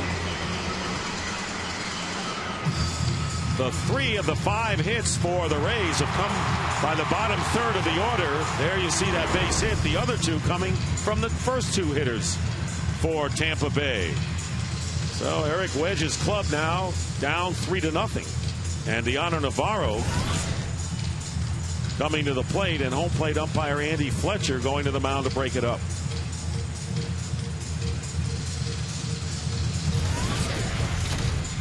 Talk about smelling like a rose in this inning. You think about it, the line drive hit by Iwamura could have been a double play if it's 2 feet to the left. And then a blown hit and run play where Bartlett squares around to bunt, and a guy who does not steal bases, and Gabe Gross, the lead runner, stealing behind Johnny Peralta, who was drawn in because he thought Bartlett was bunting. That's what's great about this game. Oh, because you can talk about what should happen and the way things are executed, and a little a twist one way or another. And Don Zimmer, I'll guarantee you, is listening to this game and listening to us and either yelling at his television or agreeing with us. I think yelling at his television. Here's Deanna Navarro, runs up to bunt and takes ball one. Navarro fouled out to Peralta at third, his first time up. The point is that hit and run play is Don Zimmer. That's an old Brooklyn Dodger. He calls it a beautiful thing. A hit and run first and second is a beautiful thing. That's what Zim said yesterday. What's more beautiful to Don Zimmer than a hit and his wife and a hit and run? That's right. Squaring around a bunt, taking it inside. Pitch inside 2-0 to Navarro. So Zim, who is the consultant here, he stays up late to watch baseball on DirecTV. Probably watches the last West Coast game. Said Gil Hodges was a deceiving base runner. The beautiful thing you've been talking about. I'm not going to touch number 4. And Rachel Alexandra, the Philly, is his choice for the Preakness. There's a bunt attempt, and it's fouled by Navarro. So Navarro's been attempting to bunt on all the pitches thus far from Pavano. I suspected that fourth point would need an explanation, and the reason for that, Earl Weaver at Memorial Stadium in Baltimore used to borrow manure and fertilizer from Pimlico, where the Preakness is being run today, and he would put it in his tomatoes and grow tomatoes the size of cantaloupes in the bullpen at Memorial Stadium with the grounds crew keeper. That was a great escape for Earl Weaver. It was. And Earl did not like it when balls were hit in his garden. But he said the fertilizer at Pimlico was the best fertilizer around, and that's why he used it. Well, the Philly is the favorite at 2-1 from what we understand. Pat Santarone was the groundskeeper in those days. 2-1 pitch, and there's Navarro with a bunt, and it goes foul.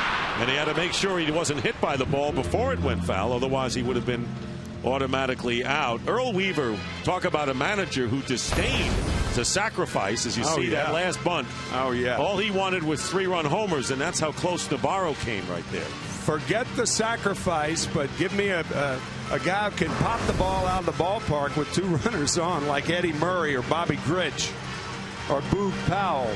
Or Frank Robinson. Robinson. Talk about winning the Triple Crown. 1966. Yep. Carl Yastrzemski the next year. Last one to do it.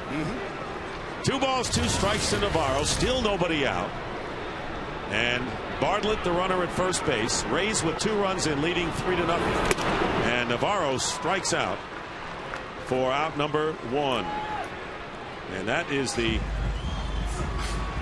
5th strikeout for Pavano, who started the game by striking out the first 4 batters he faced, and now gets Navarro. And here's B.J. Upton. Uptown Upton, and he went downtown last night and last inning as he put the Rays in front 1-0 with a shot just over the wall, about 315 feet down the line. So here's Upton. 1 out, runner at first. There goes the runner. Pitch taken for a ball. The throw to second, and not in time. So Bartlett steals second. That's the 3rd stolen base of the game for the Rays, and the 10th stolen base for Bartlett, who's only been caught once this year. 10 and 11 tries. A good jump and a good play by Valbuena, the second baseman, on the in-between hop to stay with it, but Bartlett sliding in there. Better view right here. Got that left hand in. Count is 1-0 to B.J. Upton. And a strike on the inside corner. So as someone said, you can just judge a game by the scoreboard. So here the Rays, with a 3-0 lead, can afford to run the bases with the lead and add to it. Well, that backup breaking ball inside last night, fastball inside part, elevated to win the game for the Rays. And today, fastball inside, elevated to put the Rays on top. Lethal on that inside fastball. He is so quick. So B.J. Upton, who's still hitting 195, but signs that he's coming around. And he started to in the beginning of this past week. 1-1 with a runner at second base. And now it's 1-2 to Upton. It all started with a walk to Gabe Gross. Nasty. Gross walked. Iwamura singled, and the double steal in what with Bartlett at the plate, who attempted to sacrifice, then knocked both the runners in with a base hit, and he moved to second on a steal. So Bartlett in scoring position with 1 out. Pavano steps off.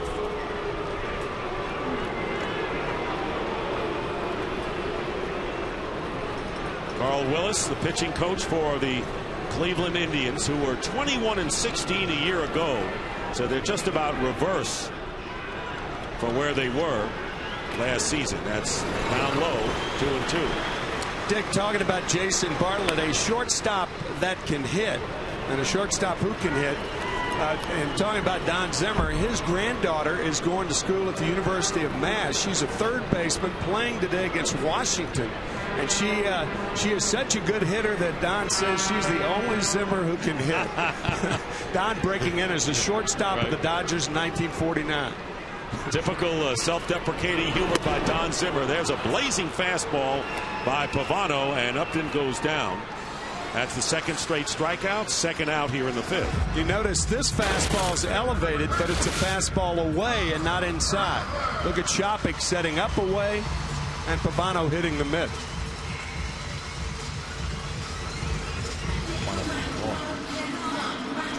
So Upton.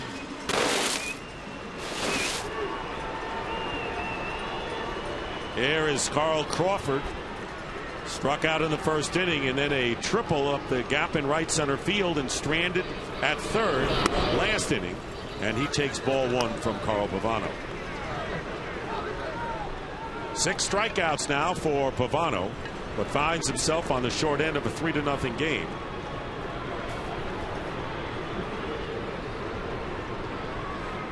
Crawford hitting .336. Away with the fastball, 2-0. Mentioned Gross walk to start the inning. And Pavano has settled down after 2 runs came in by striking out Navarro and then Upton.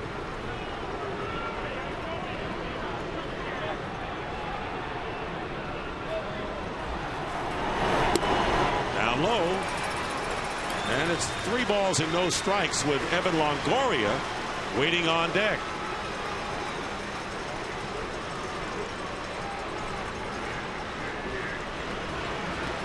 And bullpen activity for the Indians. There's Longoria hoping he gets an opportunity. Here's the 3-0 pitch. Stride, 3-1.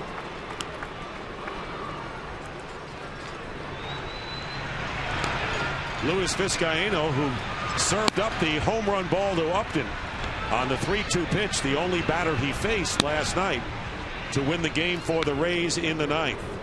Down 7-0. Tampa Bay came back to win. Bartlett with the lead at second. Here's the 3-1 pitch, fouled away, and the count is full. Vizcaíno, one of the more rested Cleveland bullpen pitchers, because he only threw 1 pitch last night. And they have been overworked. There's no question about it. Yep. Came over from the Cubs. Put him on waivers. Here comes the 35th pitch of the inning to Carl Crawford, and he fists it off to the left out of play. Still 3-2.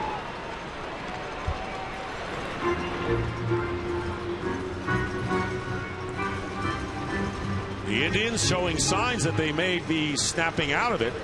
Had won 2 out of 3 against the White Sox, and then the first game of the series on Thursday, and then of course the disaster last night. Again, the 3-2 pitch, and a one-hopper to Valbuena makes the play, and the side is retired. But a 2-run single by Bartlett, and it's 3-0 Braves.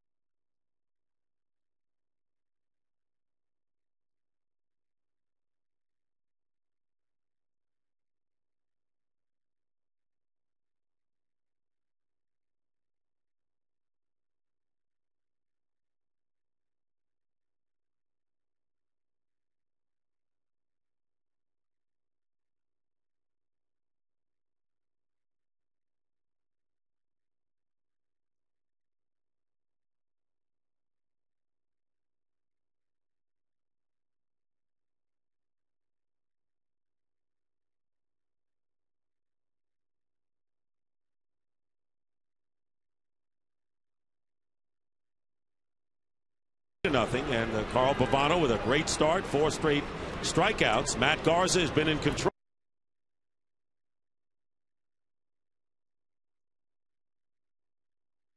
What makes them grow?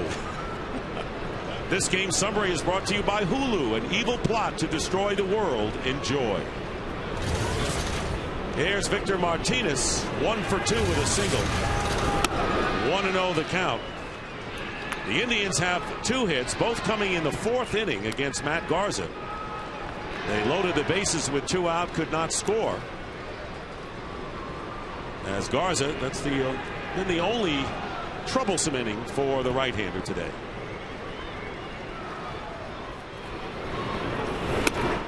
Two 2-0.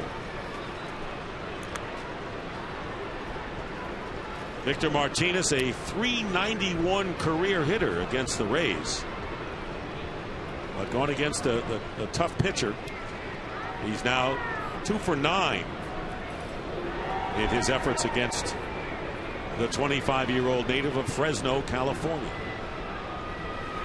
Here's the 2-0. Grounded past the first base dive of Pena into right field, into the corner. Gross retrieves, and a great play by Gross holds Martinez to a single. He got over there in a hurry near the foul line, but Martinez is on. And the score dictates how you run the bases. Obviously, with Cleveland trailing by 3 runs, no way do you take a chance. Victor Martinez can hit, but he can't run, and Gabe Gross making a very good play going to his left and throwing it to cut off Martinez. Is that like you can run but you can't hide? You can run but you can't hide. So Martinez on at first with his 2nd hit. It's about that time of day where you cut off the Martinez. And there you see lumbering around first is Victor Martinez. So he is 2 for 3, and here is Shin-Soo Choo. And now Martinez 8 for 13 in this series.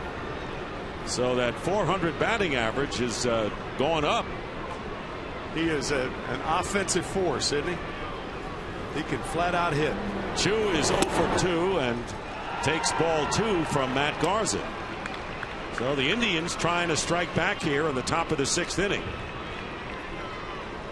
And they can get runs. There's no question about it. Remember the 22-4 win over the Yankees. 10-2 against the Yankees in the same series. Third game at Yankee Stadium. Pena playing behind Martinez takes a call strike 2-1. Well, the Indians can put up the numbers.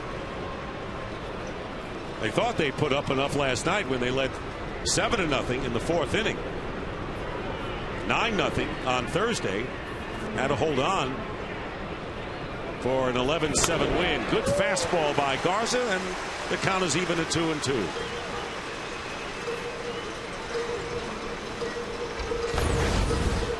It looked like a slider. No, it was a fastball.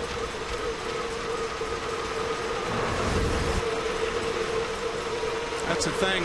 When Garza gets ahead, he does not have to nibble. He, as much as any pitcher in the American League, can afford to challenge him. Pop fly down the left field line. Crawford coming on over. It's a fair ball. And Crawford makes the play on a hop, and going to second is Martinez. So a good pitch by Garza as he jammed Chu, and the base hit just inside the left field line. Runners at first and second. A little flare. Some guys hit a ball where nobody can play. And Carl Crawford, even with the speed, can't get to it, and the Indians are threatening here in the 6th. And Jim Hickey going to the mound, and a big conference including everyone.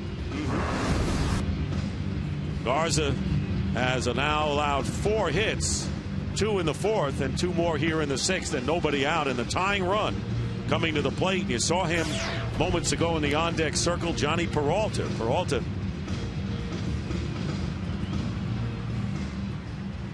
1 for 2, has one of the hits. So Martinez at second, Chu at first base. And here is Peralta. Peralta hit 21 homers 2 years ago, 23 homers last year, has only 1 so far this year.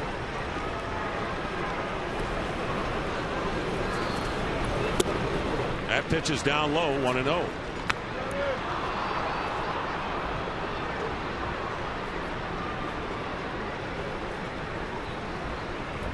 Tying run at the plate, and Johnny Peralta, 3-0 the Rays lead here in the top of the 6th inning. Cut and a miss. And a 93-mile-an-hour heater from Matt Garza. And it was elevated too, Dick. Right around the letters, right below the letters. Tough fastball to catch up with. So here's Peralta, who is 6 for 13 against Garza. Still nobody out, and an Indian threat here, and the pitch inside 2-1. Remember, the Indians left the bases loaded in the 4th, and Garza got Kelly Shopik to bounce out to end that threat. Last pitch just missing inside. Here's the 2-1 pitch. And foul tip into the glove of Deanna Navarro for strike 2.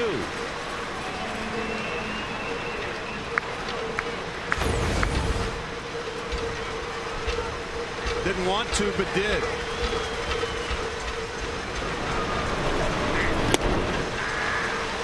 You could hear it. That and the cowbells from the fans here at the Trop. Garza now with a 2-2 count on Johnny Peralta. 2 on, nobody out. 3-0 Rays. And a line drive, fair ball down the right field line. Fielding it is Gross. 1 run will score, and they're going to hold Chu at third, and a double for Johnny Peralta. And the Indians on the board now, trailing 3-1, and the tying runs in scoring position. Coming in, and then finally goes away off the plate. And Peralta serving it nicely down the right field line. That's just marvelous hitting by Johnny Peralta. Martinez scores easily. Chu to third as easily. And that's the 16th run batted in for Peralta. So Victor Martinez has 2 hits. So is Johnny Peralta, who is on second.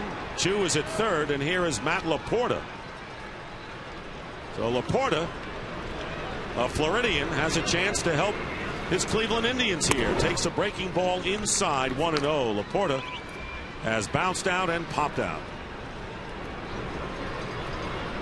Called up from Columbus at AAA on May the 2nd, where he hit .333 with 5 home runs. First major league hit was a home run.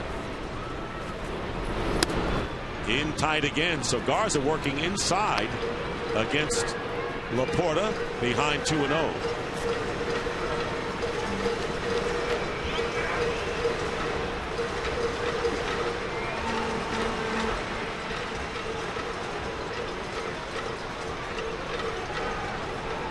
Chu is at third. Peralta, the runner, at second. Fastball right down the pipe, and it's 2-1.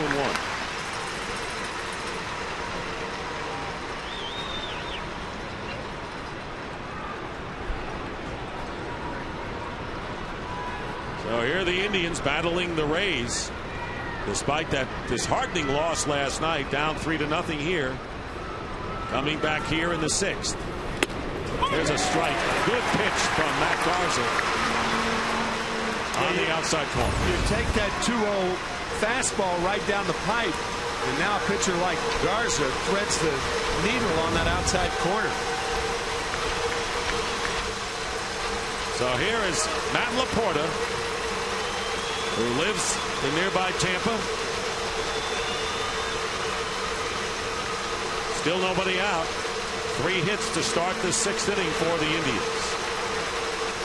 Garza's 2-2 pitch strikes him out on a breaking ball, and Laporta goes down, out number 1.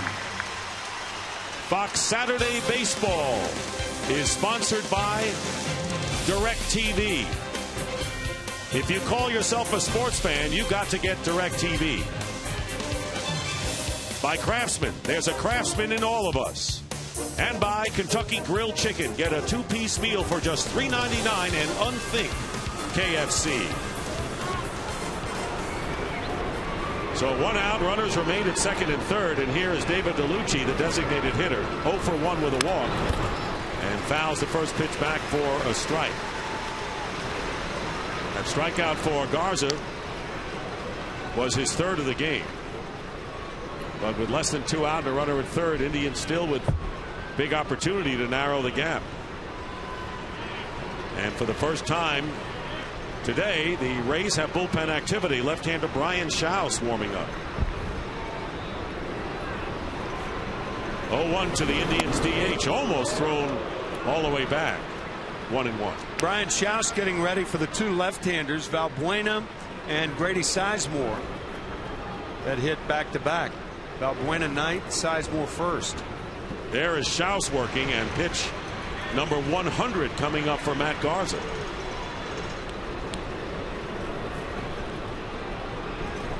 Count is 1-1. David DeLucci, who's 2 for his last 25. Pitch is up high and away, 2-1. It's that lazy breaking ball. Now with the tying run on base, there's really no time to show that pitch. You save a pitch like that when nobody's on, where you're not going to get hurt by it. Chu, the runner at third. Peralta at second with 1 out. The 2-1 pitch. Good fastball in on the fist. And it's 2-2 to David DeLucci.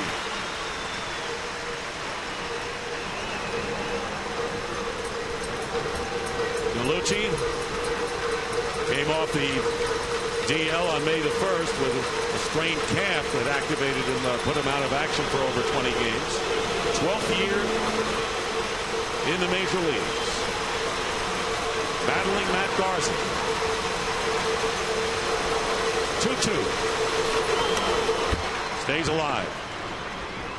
Well, let's take a look at the in-game box score for the Cleveland Indians, brought to you by Hyundai, introducing the all-new 306 horsepower real-wheel drive Hyundai Genesis Coupe. There's the heart of the order getting it done. In this inning. On Thursday, Cabrera, Martinez, and Chu all had 4-hit games. You don't often see that. 2 balls, 2 strikes, 1 out. Breaking ball just misses. And a full count with Kelly Shopping on deck for the Indians. That's that curveball again. That's a dangerous pitch when you go to your 3rd best pitch when you're in a jam. And Garza is in a jam. Retired the side in order in the first 2 innings, and then again last inning.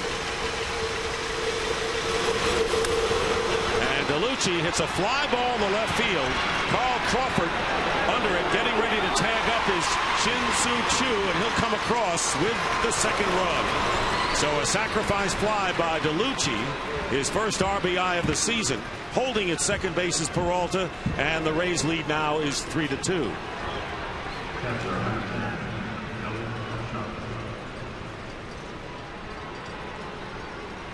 So Kelly Shopping coming up, and there you see the pitch total at 104 for Matt Garza. Schaus has been working in the bullpen for the Rays. Yeah, because Valbuena is a left-handed hitter. This could be the last batter for Matt Garza today. That pitch count is right in that area where you'd think Joe Madden would go to Schaus. Shopping at the plate with 2 down, takes ball 1. So either Garza gets out of the inning or comes out of the game if Shopping can reach. Rays lead at 3-2. Single run in the 4th, 2 more in the bottom of the 5th inning, and now the Indians have struck back with 2 here in the 6th. 2-0 now to Shopping.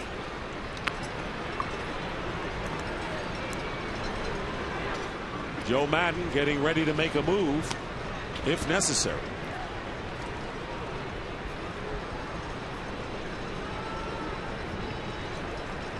Rays bullpen has been taxed, not to the extent the Indians have, but you know, they have been worked pretty hard. If it weren't for Lance Cormier, they would be in much deeper trouble. And the pitch inside, and now 3-0 the count. Runner at second base is Johnny Peralta. He would be the tying run. And Schaus would be ready. Joe Madden telling us that Lance Cormier has been the MVP of this team. 2 2/3 hitless innings last night, striking out 3. Fouled off, and that's when you really need 3-1 the count, and that's when you really need the bullpen to stop the bleeding and stop the other team from scoring more runs and hoping your bats can go to work. Show me what bullpen in the major leagues is not overworked, and here we are in mid-May. Great point.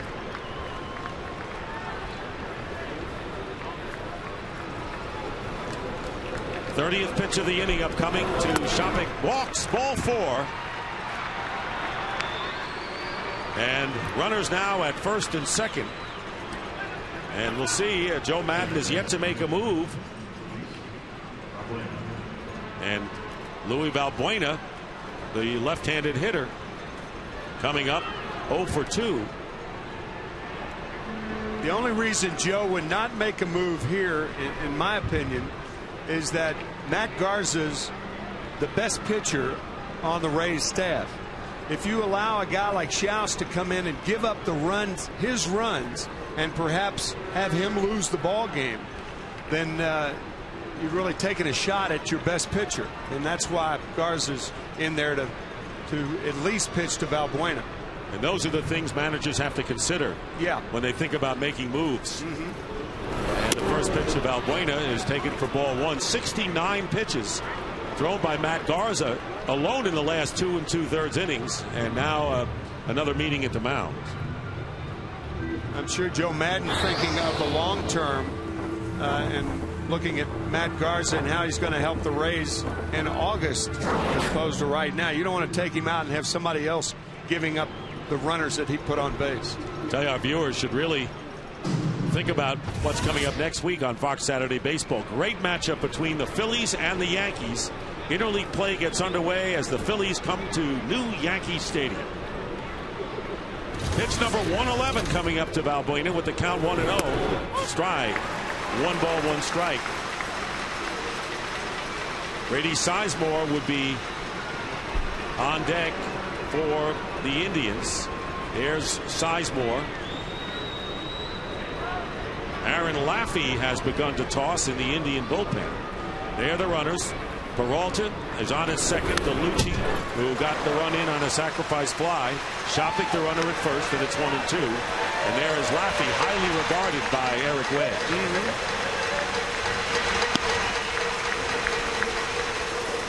So as the left-handers work in the bullpens, Laffey for the Indians, Schaus for the Rays. The count 1-2 with 2 out. Tying run at second for the Indians. Go-ahead run would be at first.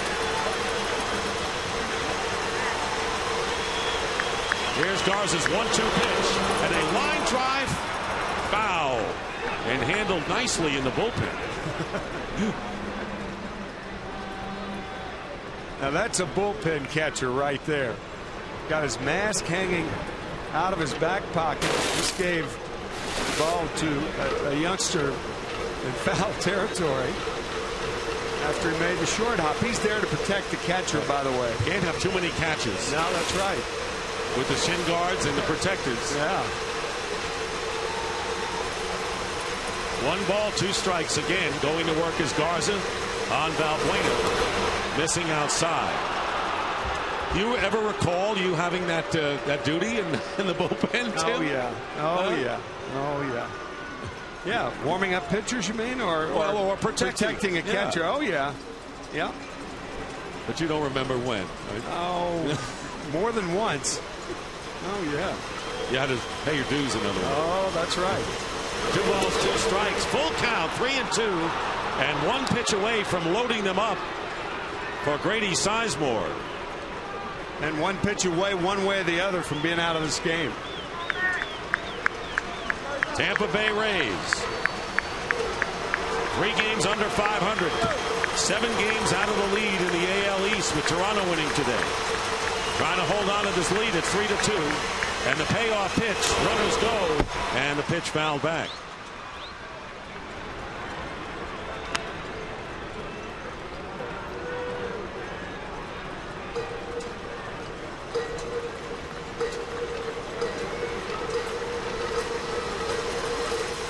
So now 37 pitches here in the 6th inning alone for Matt Garza.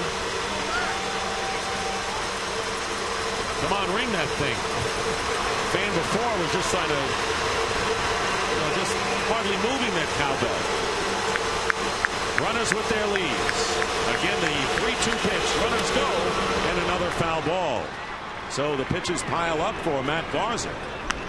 And just trying to get out of this thing.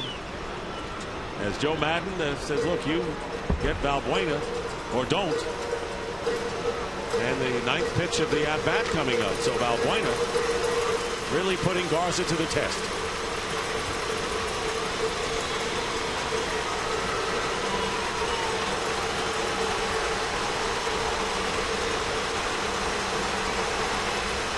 Peralta and Shopik on the bases. Peralta at second. Runners go. Fly ball hit down the left field line. And drifting out of play. And chasing it is Crawford.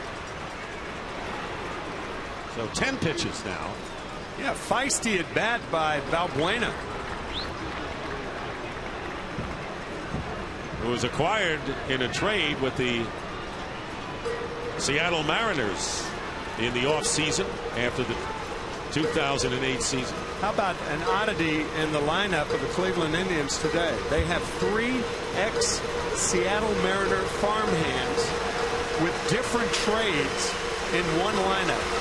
That is very really odd. Unusual. Yeah, Yes. it is.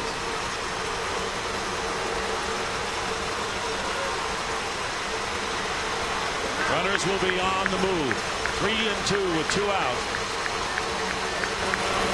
Valbuena fouls it off, and the runners will have to come back. This is maddening to a pitcher. So Valbuena has seen 11 pitches from Matt Garza. Joe Madden has seen enough as far as Garza having to toil out here. And the 11th, excuse me, is coming up right now.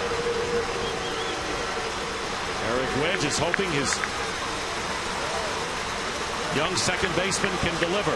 Runners go, and it's popped up left side of the infield. Longoria in foul territory makes the catch. 120 pitches thrown by Matt Garza, but he gets out of it.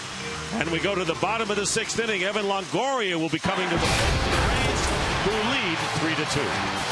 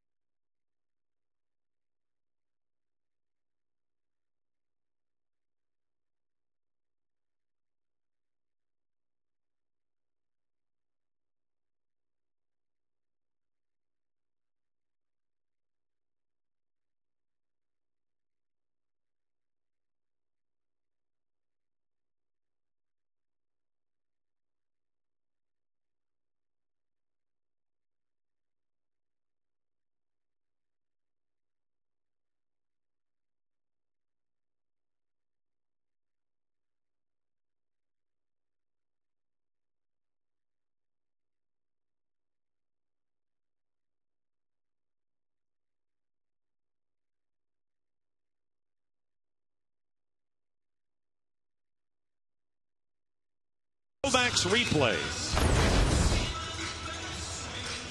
Talking about B.J. Upton. Now both pitches, the one to win the game last night and the one to put the Rays ahead today, in the same place. That is our Flomax replay. So the Rays leading the Indians 3-2 with Tampa Bay batting in the bottom of the 6th inning. Between innings, congratulations to Jim Hickey, Matt Garza, who has had to be exhausted throwing 120 pitches. Probably thanking Jim Hickey for allowing him to stay in there to finish off Valbuena so he can get a 6 innings where he can only win the game. He can't lose it. And Evan Longoria leading off 0 for 2 today against Carl Pavano. And a shot hit past Cabrera into center field for a base hit. Longoria couldn't hit that any harder. And a single leading off the 6th inning for Tampa Bay. That is hit number 6.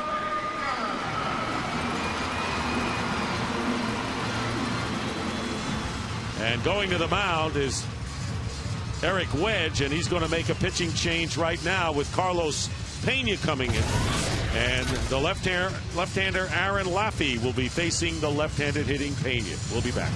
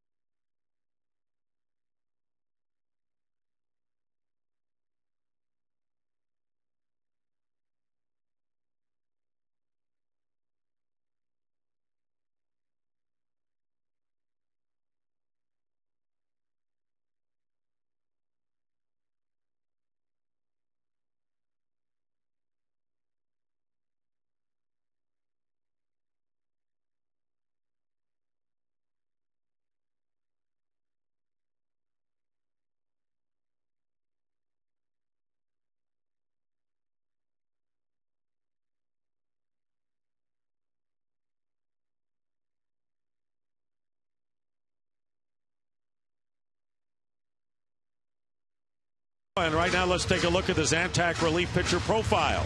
Heartburn, attack it with Zantac. And the lefty is in. Aaron Laffey started off the season in AAA Columbus, the affiliate for the Indians, but recalled on April 11th and had never pitched in the bullpen until May 6th against the Red Sox. Earned a save. He has one save, 2-0, and has been a real source of encouragement for Eric Wedge and the Indians. Pena, the count, strike one against him, and Ken Rosenthal more on Laffey. Dick, Eric Wedge said that when he asked Laffey to go to the bullpen, he didn't know what to expect. But as Tim said, Laffey had started the season in the minor leagues. He just wanted to be in the majors, and he had relieved in the past. He warms up quickly. He felt pretty good about this role. And I'll tell you, Ken, what's interesting, too, is on Thursday, Laffey came in and pitched 2 innings, giving up a run and a hit.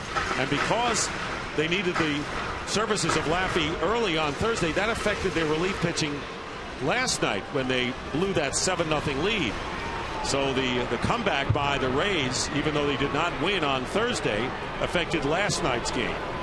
Here's the 0-2 pitch to Pena, check swing. And it's 1-2. Eric Wedge telling us before the game flat out that if we didn't have to use our bullpen on Thursday night, we would have won last night's game.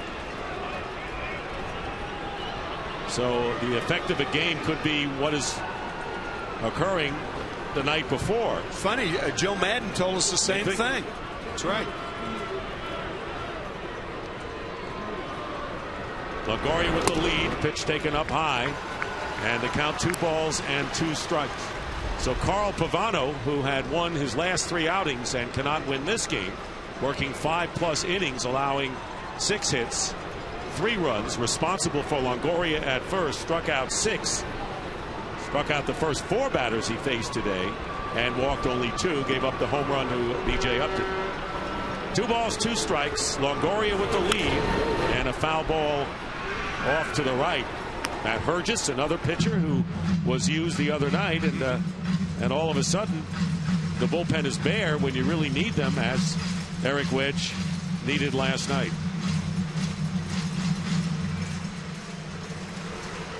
So here's Laffey, who has induced 11 double plays this year. That's most in the major leagues, and the double play certainly in order now. That's extraordinary since he didn't start the season with the Indians. Yes. Yeah. Here's the 2-2 pitch, and he had the runner, Longoria, heading towards first, and he's out.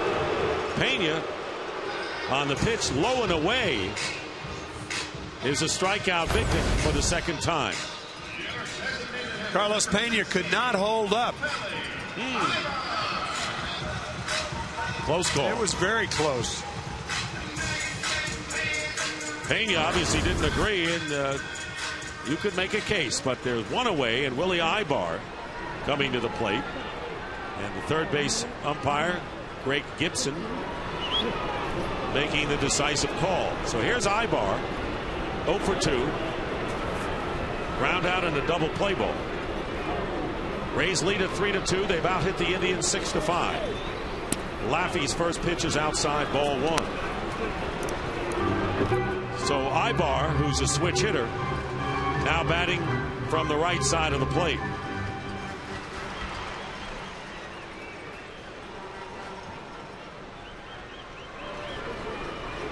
Longoria on at first base with 1 out, and a toss over there. Well, remember, we told you Don Zimmer, who loves and knows horse racing, had his prediction for the Preakness Stakes today. Remember, last line, Rachel Alexandra, the filly, who won the Oaks the day before the Kentucky Derby. Well, Rachel Alexandria won the Preakness today.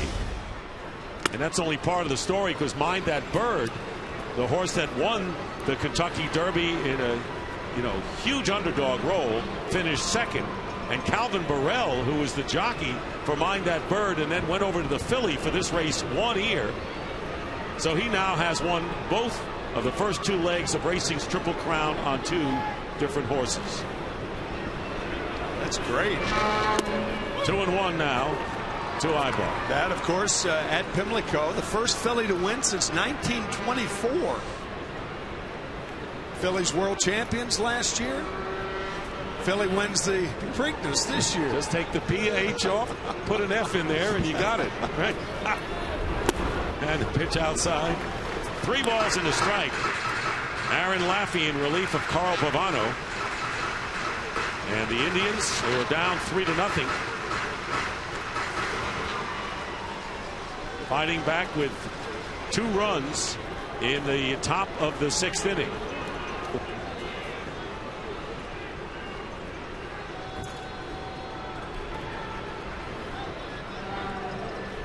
Throw over to first base.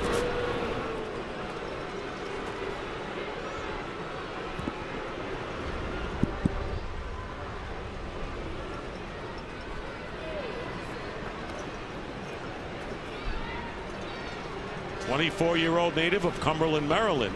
Laffey with a quick toss to first, getting back his Longoria. How odd is it? How unusual? I mean, for a guy like Aaron Laffey to not be able to make the team in spring training, and here all of a sudden, a month and a half into the season, he's not only started, but he's earned his first save.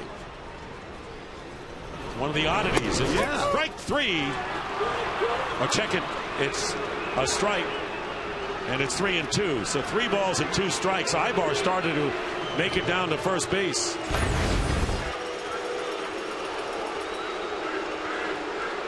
And he rung him up. And the count was 3-2. Yeah, he did. I looked at the umpire, and I got the real count. Hey. What counts? I mean, yeah. It's a good guy to look at. Andy Fletcher. Yeah. He apologized to Willie Ibar. Now the count is full. Longoria with the lead, doesn't go, and the pitch fouled away.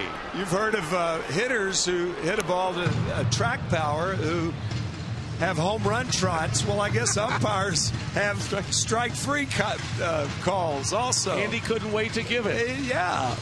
And it's a good call, too. Yeah, it was a good call for a strike, but not for a strikeout. No, that's not good for the batter. But it's a good call for the audience. 3 balls, 2 strikes, 1 out. Longoria with the lead. And the pitch, ball 4. And runners now at first and second with 1 out. And time right now for a DirecTV game break.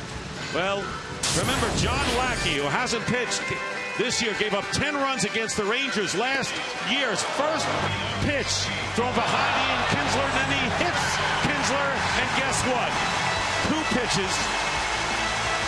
John Lackey is tossed from the game as Mike Scioscia comes out of the dugout. Bob Davidson throws him out of the game.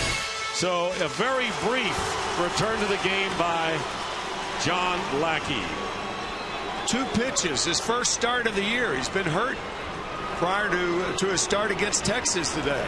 So now we have a pinch hitter, Ben Zobrist, batting for Gabe Gross. With 1 out, runners in first and second, and a fastball and a strike. All Zobrist has done is hit 11 home runs in his last 33 games. And he had a pinch hit home run last night. So a good man to have on your bench. He's had one from the right side. He's a switch hitter, of course. Had one from the right side, and he's hit a pinch hit home run from the left side. So the pinch hitter, Zobrist, batting for Gabe Gross. Longoria on at second, and Ibar, who walked. The runner at first. The Rays trying to get some insurance runs here. Still in the bottom of the 6th inning. And Zobrist taking the pitch for a ball, 1-1.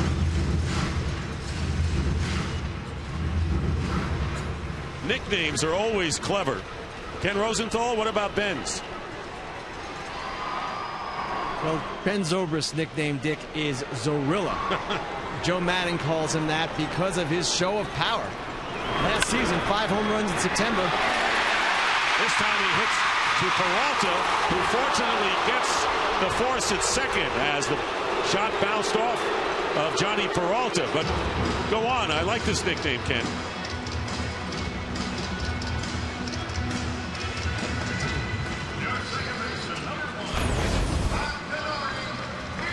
Well, that in-between hop and a very, very good play by Valbuena at second base.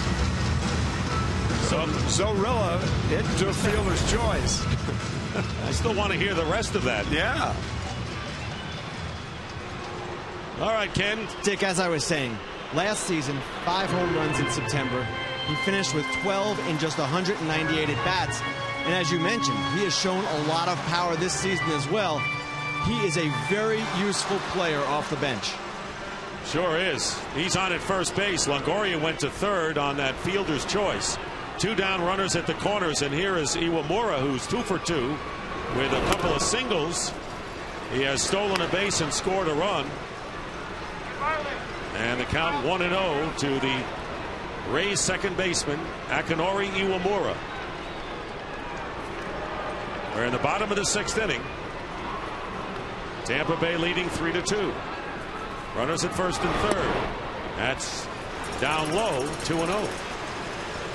Aaron Laffey in relief of Carl Pavano came in after Longoria led off with a single to center field.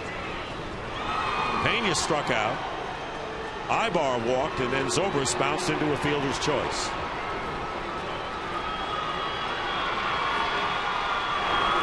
Ground ball to the left side. Cabrera throw to first base in time for the 3rd out. So Laffey comes in and does the job, keeps the Rays off the scoreboard, and we go to the 7th inning here at the Trop with Tampa Bay leading Cleveland 3-2.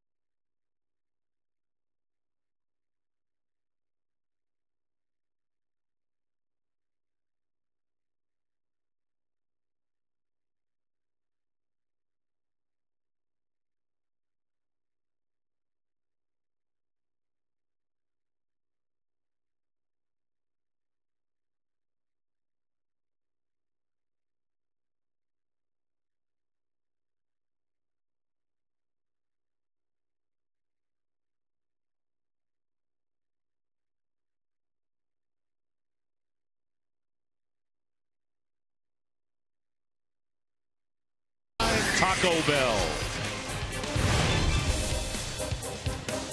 Brian Schaus is the new pitcher for the Rays, and his first pitch dropping down to get Grady Sizemore is in for a strike. So Brian Schaus, new right fielder Ben Zobrist, who pinch hit for Gabe Gross and goes into play in that spot. And 1-1 the count to Sizemore, who is 0 for 2 with a walk and robbed of a base hit. A superb play by Iwamura on a tough hop in the 5th. So here's Brian Schaus. And that pitch is up high. Brian is not a hard thrower. He relies on contact to get hitters out. 40 years old, his 20th year in the game. And a ground ball to first base. Carlos Pena makes the play unassisted for out number 1 here in the bottom or the top of the 7th inning.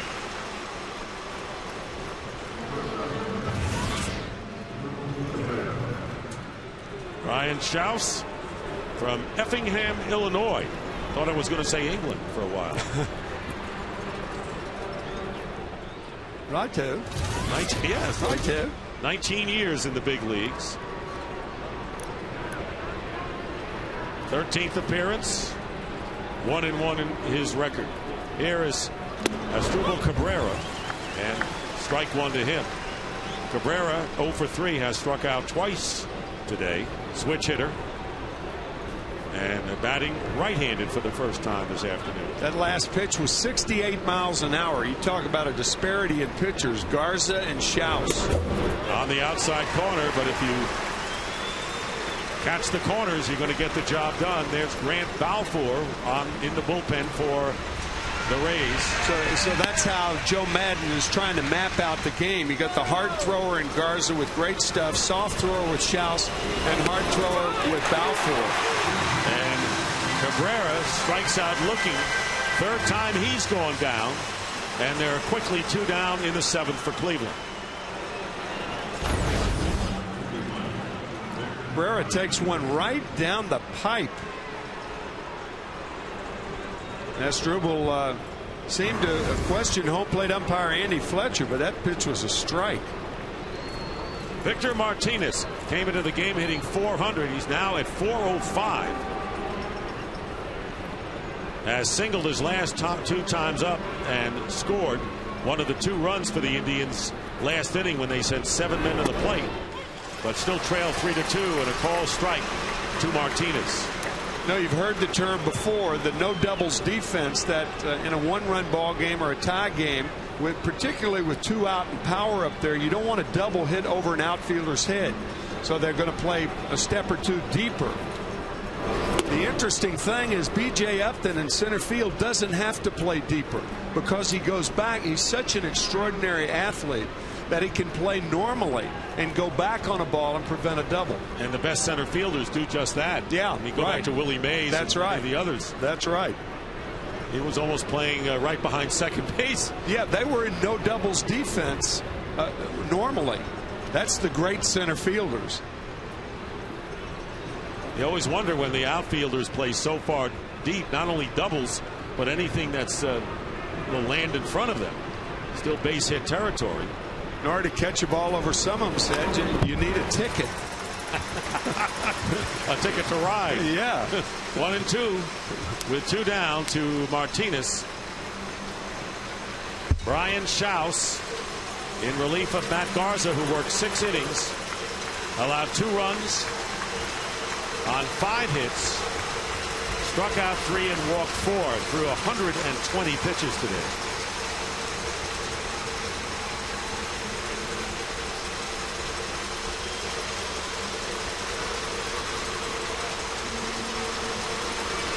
One-two pitch, just missed.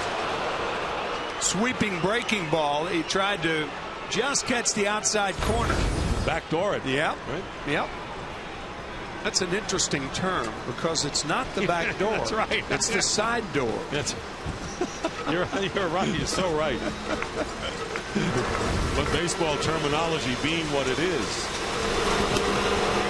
Tries the same pitch again, and the count is full 3-2. Back nothing. Back nothing. Right. Not throwing it from behind the catcher.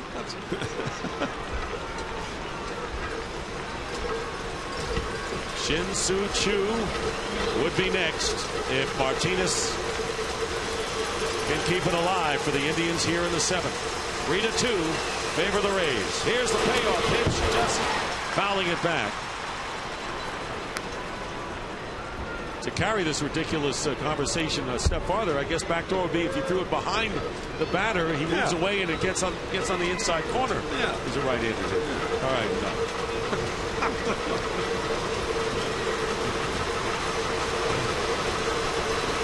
On that one. 3 balls, 2 strikes, 2 outs. The base is clear. And a base hit through the ball sharply hit by Martinez.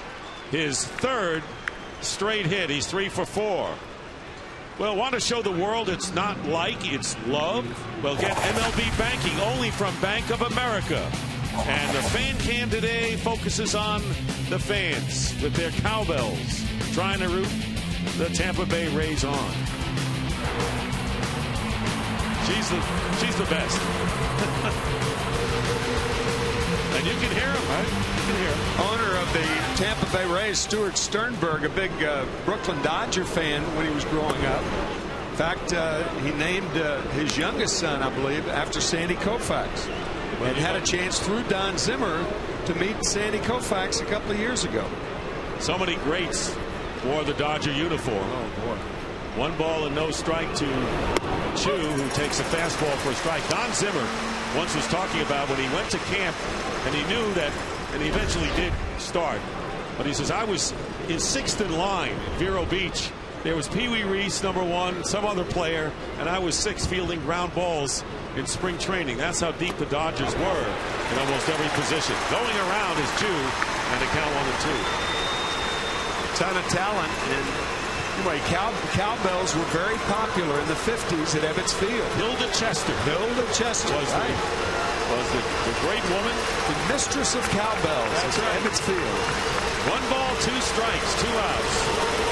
And the pitch outside to Shin-Soo Chu, and the count 2 balls and 2 strikes. In those days, this is before promotions and marketing. They had the Dodger Symphony, where a bunch of guys with horns and drums would parade around Ebbets Field to the ballpark. And a guy named Happy Felton.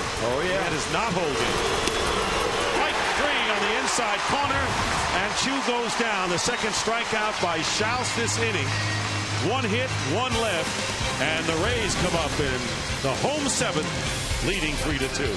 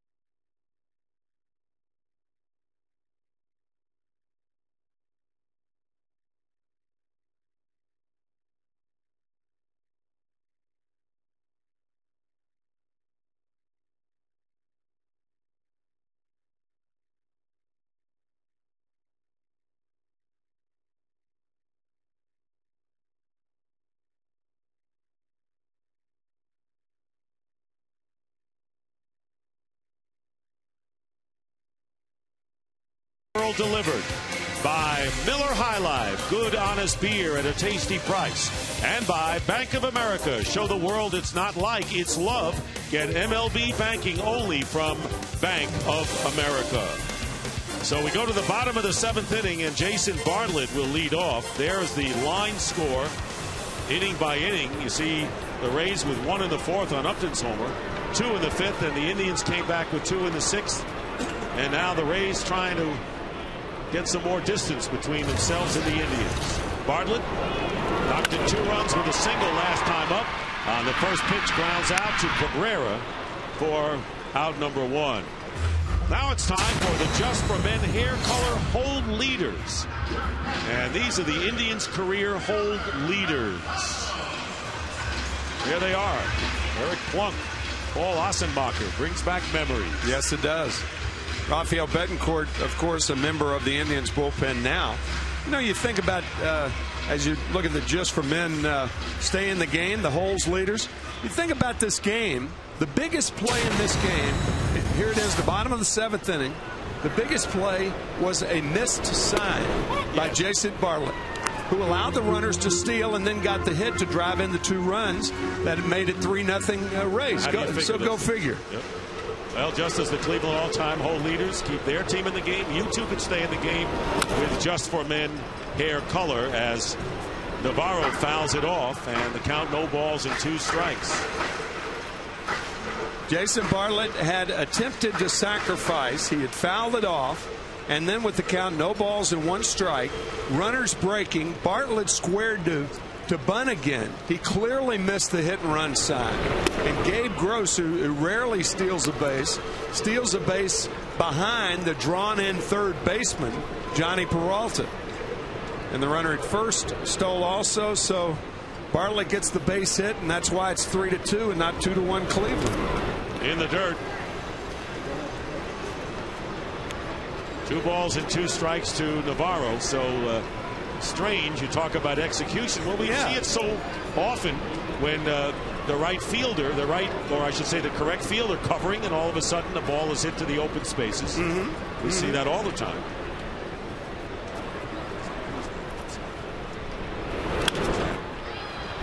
In the air to short right field. Valbuena making the catch. And Navarro is retired for the 2nd out. Well, we got a big one next week. Ryan Howard and the Phillies. Jimmy Rollins and company. Chase Utley come to face A-Rod and Jeter. First time ever for the Phillies. The world champions against the New York Yankees. Their first visit to the new Yankee Stadium, 4 o'clock Eastern, 1 Pacific next Saturday on Fox Saturday Baseball. Interleague baseball is back, Tim. Yes, sir. No reason to stop it as far as I'm concerned. I think it was good when it was started more than a decade ago by Bud Selig, and I think it's held up and still has its charm. B.J. Upton with that line drive home run, 1 for 3, still hitting 194. Has not really gotten on track, but has hit some timely home runs, obviously, in this series. B.J. Upton.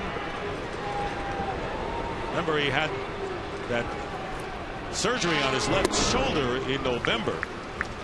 Did not play in the first 6 games, so in all fairness to Upton, slow start could be attributed to just getting back from that injury. I think so. Grant Balfour, who has been warming up last inning, throwing again for the Rays. 2 down here in the bottom of the 7th. 3-2 the score. Each team with 6 hits. And a fastball, strike 3. And Upton goes down. A 1-2-3 inning for Aaron Laffey. Indians come up in the 8th, trailing by a run.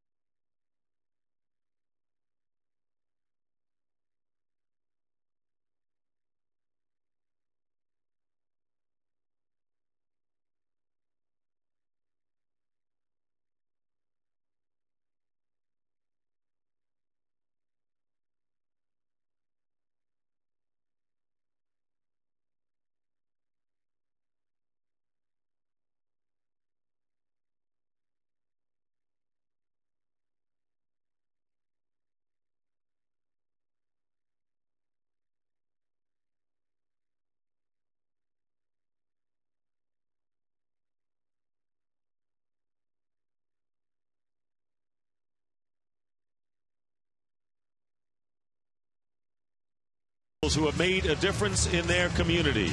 30 everyday All-Stars will be honored at the 2009 All-Star Game in St. Louis. To nominate, go to peopleallstars.com.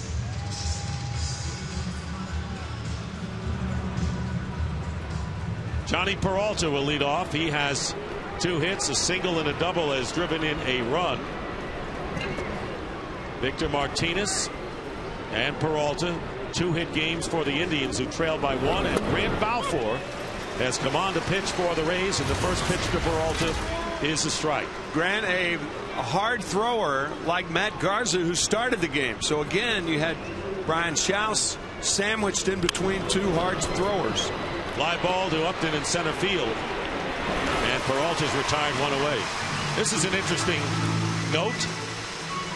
The last pitcher to give up a home run to David Ortiz was Grant Balfour. Oh, that's a good one. All right. 3-run homer at Fenway in Game 5 of last year's ALCS. And Balfour making his 17th appearance today.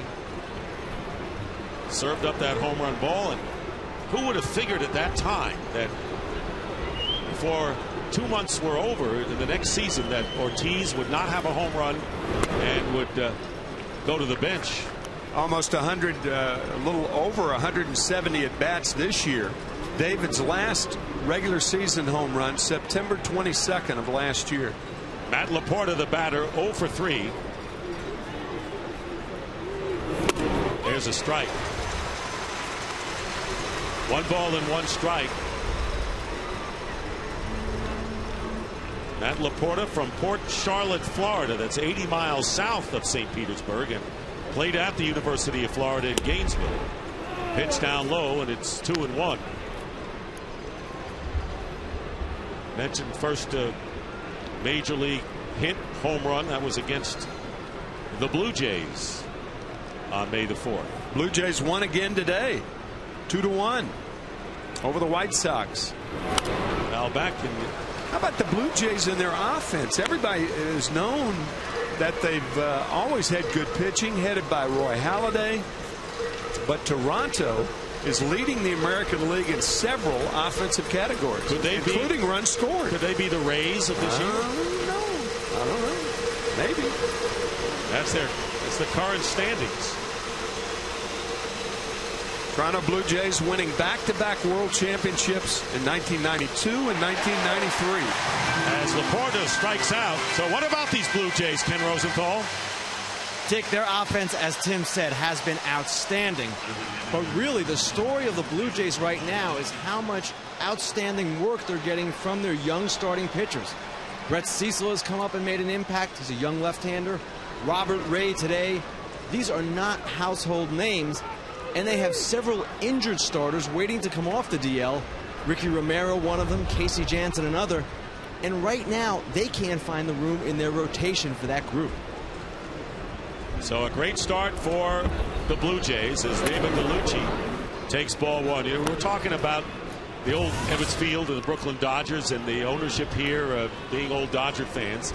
And I mentioned Happy Felton. He used to have a show called the Happy Felton Knothole Gang, which was a live 30-minute program where little leaguers would be given tryouts by the like of Jackie Robinson, Pee Wee Reese, and one of them would come back and talk to any player he wanted. And the president of Fox Sports is Ed Goring, and he was 12 years old when he was one of the 3 little leaguers on the Knothole Gang. I don't know whether he was selected to talk to a player. Maybe we'll never know. And that pitch hits DeLucci, and it'll go down to first. Our boss, Ed Goring, a Happy Felton guy. Yeah. This ball crowding DeLucci. In fact, it hits him. Looked like it hit him on the top of the forearm. David will be removed for a pinch runner. He appears to be all right. So Ben Francisco will go in to run for DeLucci. And Kelly Shopping coming up. Francisco played 2 years at UCLA. Had a chance to win the left field job And going in as a pinch runner for Gallucci. And the first pitch to Kelly Shopping is a ball 1-0. 2 down here in the Indians' 8th.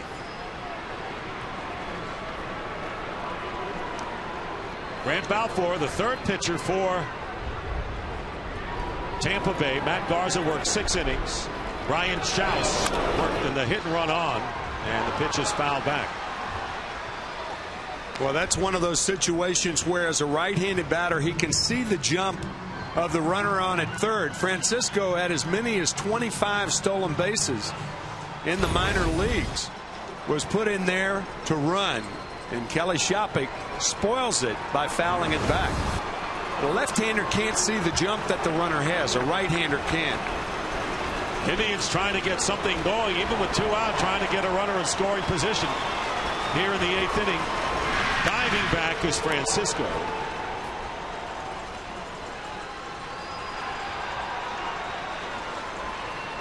So they're 2 down, and the Indians relying on the number 8 hitter. Catcher Kelly Shopping to deliver. He bounced out with the bases loaded back in the 4th inning when the Indians had a big opportunity. Getting back again is Francisco. He walked in the 6th inning before Balbuena fouled out to end that threat after the Indians scored their 2 runs. Rays lead it 3-2. 1 ball, 1 strike, 2 out.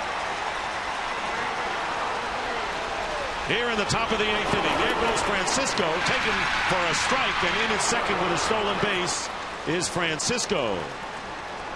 Count will be 1-2, but the Indians have the tying run in scoring position. Once again, put in there for one purpose. And San Francisco, Ben Francisco.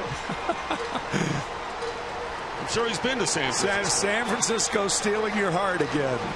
Ben Francisco stealing second base.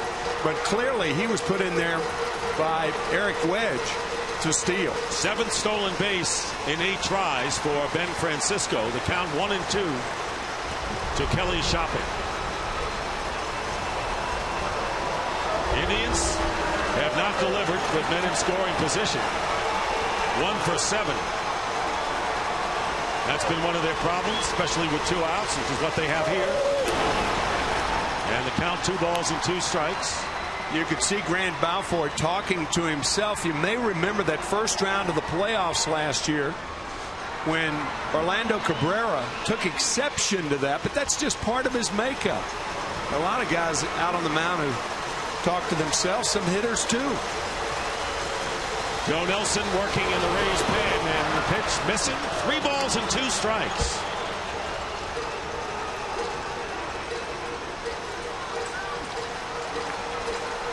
There is Joe Nelson, who delivered our starting lineups for the Rays today in very entertaining fashion, I might add. 3-2, 2 out.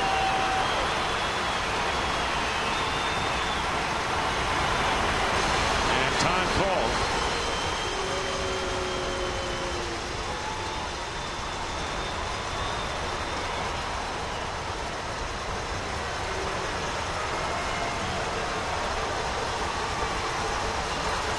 So Shopping again fouls it off. Ooh, that was a hittable slider right there. That slider just backed up and stayed right in the heart of the plate. Kelly Shopping with a good pitch to hit and fouls it off. You don't get many of those opportunities. No cookies like that.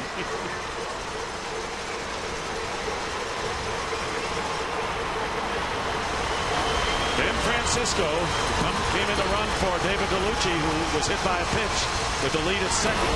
Strike 3 on the outside corner, and Shopping didn't know it. He was almost halfway down the first base line, but Grant Balfour strikes out Shopping.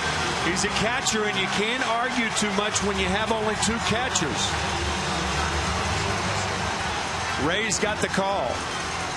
And that'll do it in the 8th inning. The Indians strand a runner in scoring position. We go to the last of the 8th. Tampa Bay still up 3-2.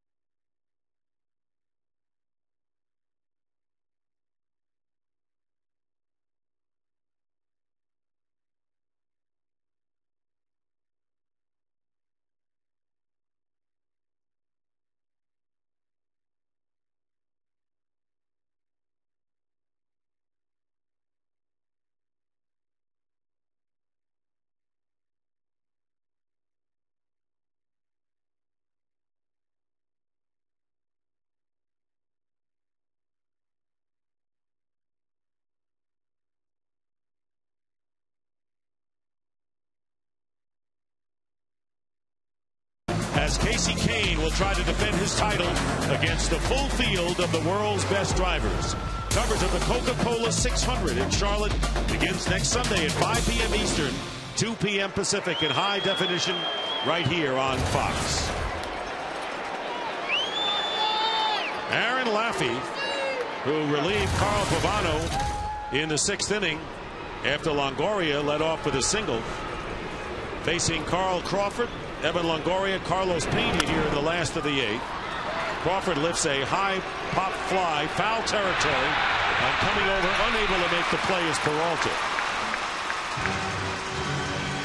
Cabrera toppling into the stands, and we're hopeful that he's all right. Peralta missed the ball, but Cabrera too much head of steam and plops into the first row. He appears to be all right. Yeah, he's okay.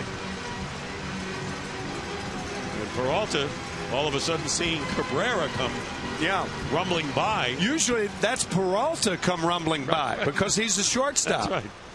But today playing third, so a different angle on the pop-up. And he'd rather play shortstop. He says he prefers that spot. That's the position I play. Handled a bunt barehanded the other night against Upton and threw him out. Crawford with a line drive, base hit to center field. Leadoff hit for the Rays in the 8th inning. That's the 2nd hit for Crawford. His first was a triple back in the 4th. Well, a tough play for Peralta, but a catchable ball. I mean, enough hang time for somebody to get under that ball. And now you give a guy like Carl Crawford a reprieve, and he could be off to the races. I was asked an interesting question the other day to compare Carl Crawford with Lou Brock. Similar. They both steal bases by sliding feet first. Lou Brock never went in hands first. They both do not take strong leads. That is not a base stealer's lead right there. Ball getting away from Shopik, and Crawford will easily move into second base. How about that reaction? Ooh. Talk about acceleration on a ball that almost no one would go to second base on. Just right behind the plate. He didn't know it was going to roll all the way back, and a pass ball is charged to Kelly Shopik. Reactions of Carl Crawford. Bang, he's gone. So the Rays with a runner in scoring position, and the count 1-0 to Longoria. That's in the dirt. A good stop there by the Indians catcher. 2 balls, no strikes to Evan Longoria. 46 runs batted in, leading the league.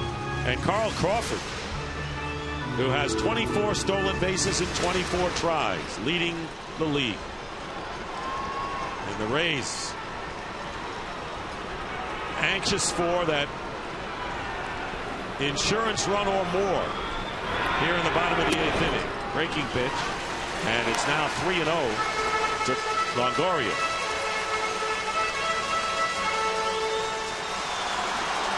Eric Wedge, Carl Willis, and the Indians, who had a 9-0 lead, held on to win 11-7 on Thursday. Had a 7-0 lead last night and blew it 8-7 in the 9th. Longoria walks. Runners now at first and second. Fox Saturday Baseball is sponsored by Hulu, an evil plot to destroy the world. Enjoy. By Subway, home of the famous made-to-your-order $5 footlong. And by the new Hyundai Genesis. It all starts with this. And a conference at the mound, and Vizcaíno is up again. Well, the most important guy right now is the shortstop, Asdrubal Cabrera. And the reason he's the most important is with the shift on for Pena, he'll be the guy responsible for Carl Crawford. And Carl Willis is talking to Cabrera there and telling him, you're the first baseman now. So stand on the bag and don't let Crawford get a big lead. That's a very unusual play to have first and second, nobody out, to have the shift on and to force the shortstop to be the first baseman to hold the runner on at second base. And that's what speed will do. That's right.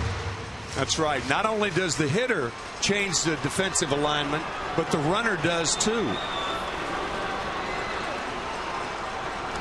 Crawford singled, advanced on a pass ball. Longoria walks, and here's Pena, who has struck out twice and walked once.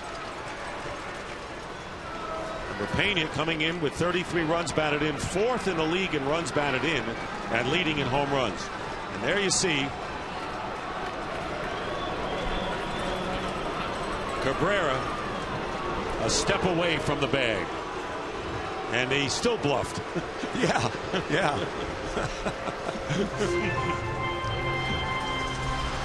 Remember, Crawford has stolen his last 26 bases going back to last season. 24 out of 24 this year.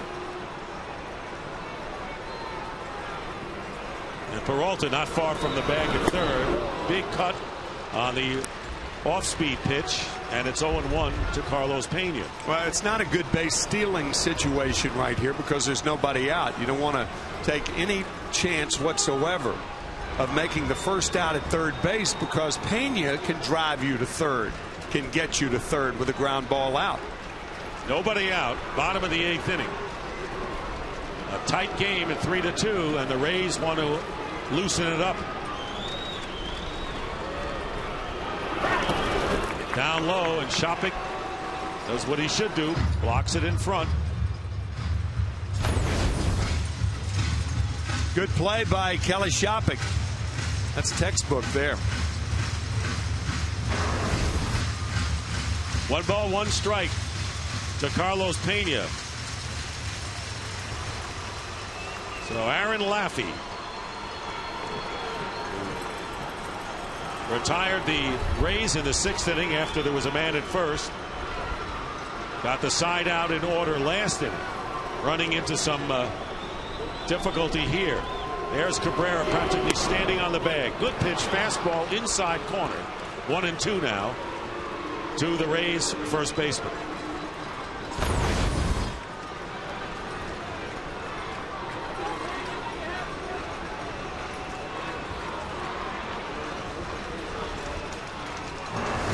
With that call. 1-2. Remember Joe Nelson has been in the Rays bullpen, ready to come on and get the save. We'll see what kind of a save it is. There's a strike. Pena goes down on strikes. You know, he didn't agree with the second one.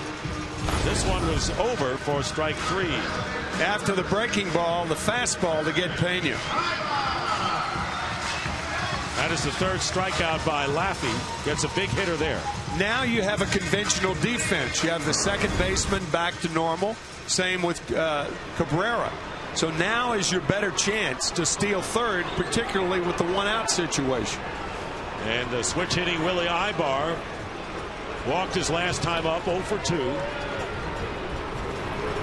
Crawford with the lead, ball 1. Rays leading the major leagues in stolen bases with 65.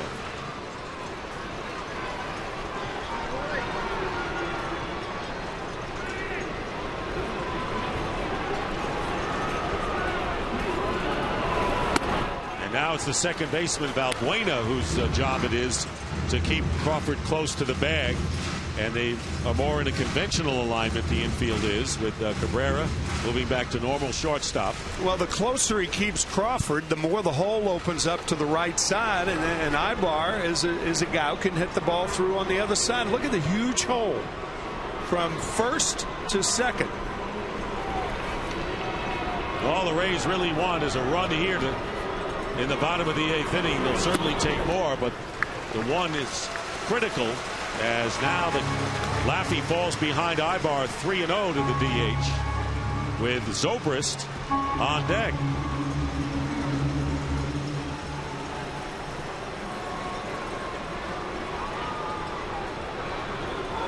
Well, with 1 out,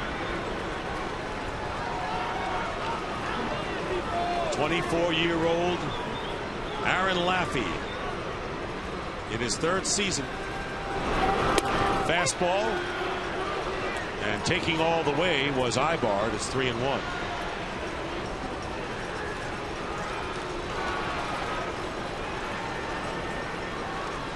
Rays with a run in the 4th, 2 in the 5th. Indians with 2 in the 6th. That's been the scoring in this one. 3-1 pitch, fastball, strike 2. Now the full count and 1 out. Yeah, I'd be very surprised if Crawford and Longoria aren't running here. Indians got the call there. That pitch appeared to be a little low, but not so, says Andy Fletcher. But I do think both runners will be running here. And time is called as they string the drama out here. Aaron Laffey already has thrown 45 pitches in a superb effort in relief of Carl Pavano. And there's a line drive. Center field coming in is Chu to make the catch for out number 2, and the runners go back. So Laffey gets Ibar, and that will bring Zobrist to the plate, who hit into a fielder's choice as a pinch hitter. So runners not running there. You know, the only reason they wouldn't run in a situation like that is Joe Madden anticipating a line drive. But if you get a double play, it's going to be, or if you get a ground ball, it's going to be a double play. I think you send them there, but Joe didn't. Here is Ben Zobrist. Pitch hitting for Gross in the 6th. Bounced into a fielder's choice. Has hit home runs in the last 2 games in this series. And time is called. Looking ahead to the top of the 9th inning, the Indians will have the number 9 hitter, and this is the 6th inning Thursday. Ben Zobrist with a 3-run homer from Matt Herges in a 6-run 6th, and last night in the 8th inning, a solo home run off of Rafael Betancourt, and that tied the game at 7-7, setting up B.J. Upton's walk-off home run in the 9th. 0-1 to Zobrist here.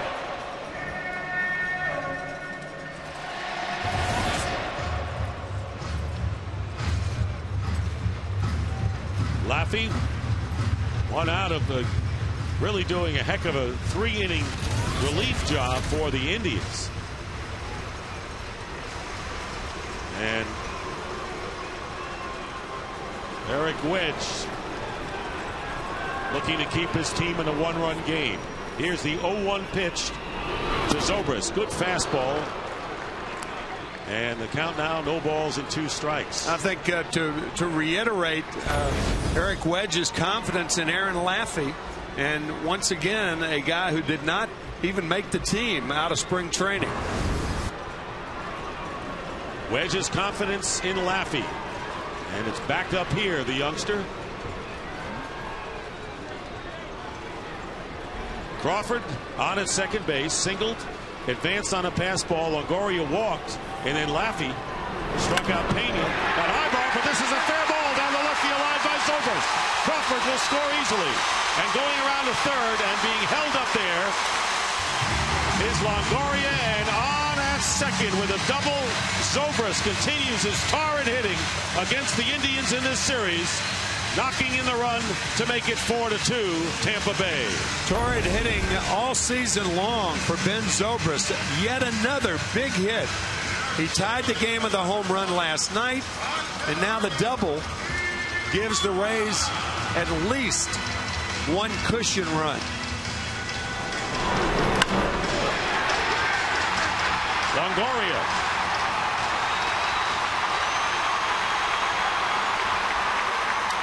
And for Ben Zobrist, his 19th run batted in of the season. And now runners at second and third in a 4-2 game. And here's Iwamura, who's 2 for 3 with a pair of singles and takes a call strike. So Aaron Laffey 1 out away from saying what a great job in 3 innings of relief, but Zobrist spoils it for him with a double, knocking in the insurance run.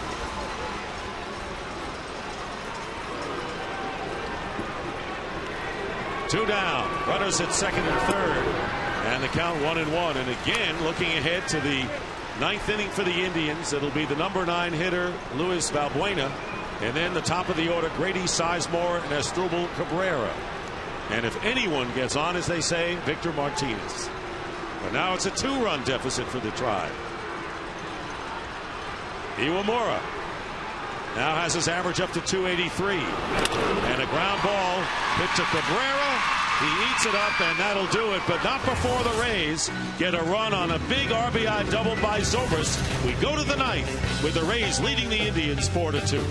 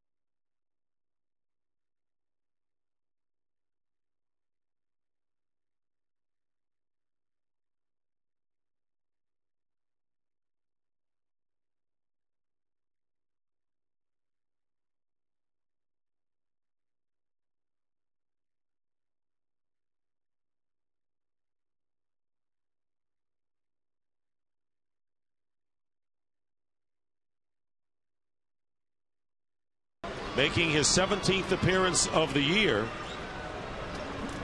And will face Luis Valbuena leading off the ninth inning, 0 for 3 in the game. Shows bunt and takes a strike. Nelson has struggled in his last 6 games with an ERA of 10.62 in 4 1/3 innings, allowed 8 runs on 10 hits. So looking to turn things around dramatically here in the ninth with the Rays leading 4-2. Good fastball there, 0-2. Well, the one thing Joe Madden likes about Joe Nelson is that he's very effective against left-handed batters, and that is unusual for a right-handed pitcher who throws conventional stuff, fastball, slider. Here's the 0-2 pitch, and it's hit into the air, foul territory, very high, and going out of play. So Nelson, 34-year-old from West Palm Beach in Florida, has 11 career saves, 1 this year, and had 9 with the Kansas City Royals 3 seasons ago. So this is set up just the way Joe Madden would like it. Garza working 6 innings. Schaus worked an inning, Balfour an inning, and now Nelson. And they've all gotten the job done so far. 1 ball, 2 strikes now to Valbuena. Troy Percival has started to throw in the bullpen just in case.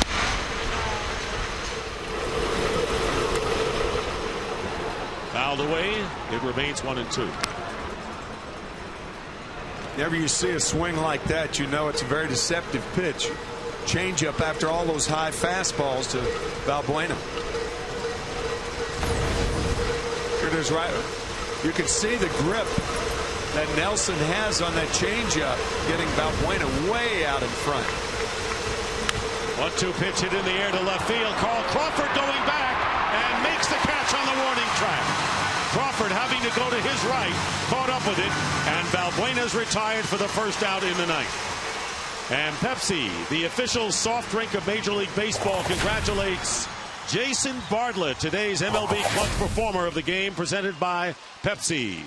Learn more about the MLB Clutch Performer of the Month award at PepsiClutch.com. And it was Bartlett who got the two-run single in the fifth inning, as you pointed out, off of a weird play, unexpected, missed signs. No, he absolutely missed the hit and run. There was no question about that.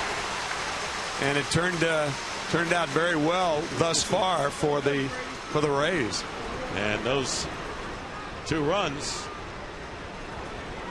counting for what could be the game-winning run in this game, and then the Rays adding an insurance run. Grady Sizemore, the batter, 0-1 to him. He's 0 for 3 with a walk. And the count 1-1 to Sizemore.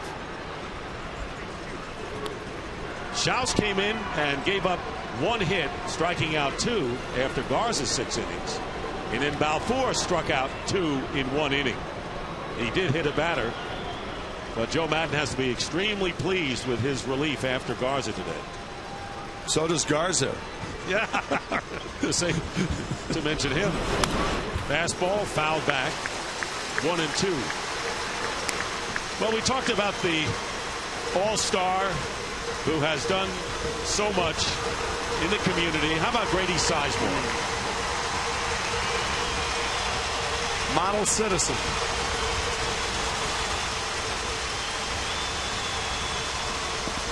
The cowbells are in full throat right now. Here's the 1-2 pitch.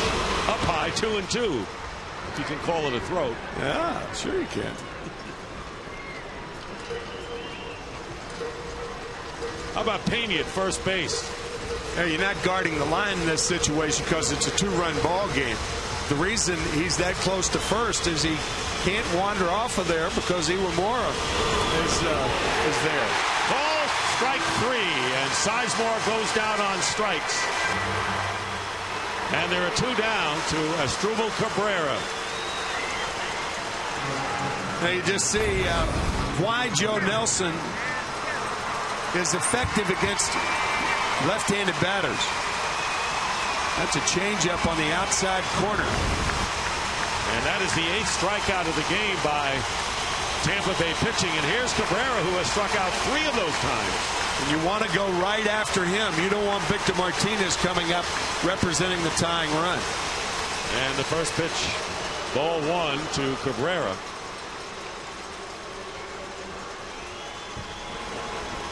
Joe Nelson trying to close the door on the Indians' bid here in the 9th inning. Solid all-round game for the Rays if they can shut it down. And there's a strike, 1-1. It all started with B.J. Upton's leadoff home run in the 4th inning after his game winner last night. And then 2 in the 5th on Bartlett's 2-run single. And outstanding pitching for the Rays. And a fly ball hit to left field. This should do it. Carl Crawford is under it. And the game is over. And the Tampa Bay Rays have defeated the Cleveland Indians 4-2. And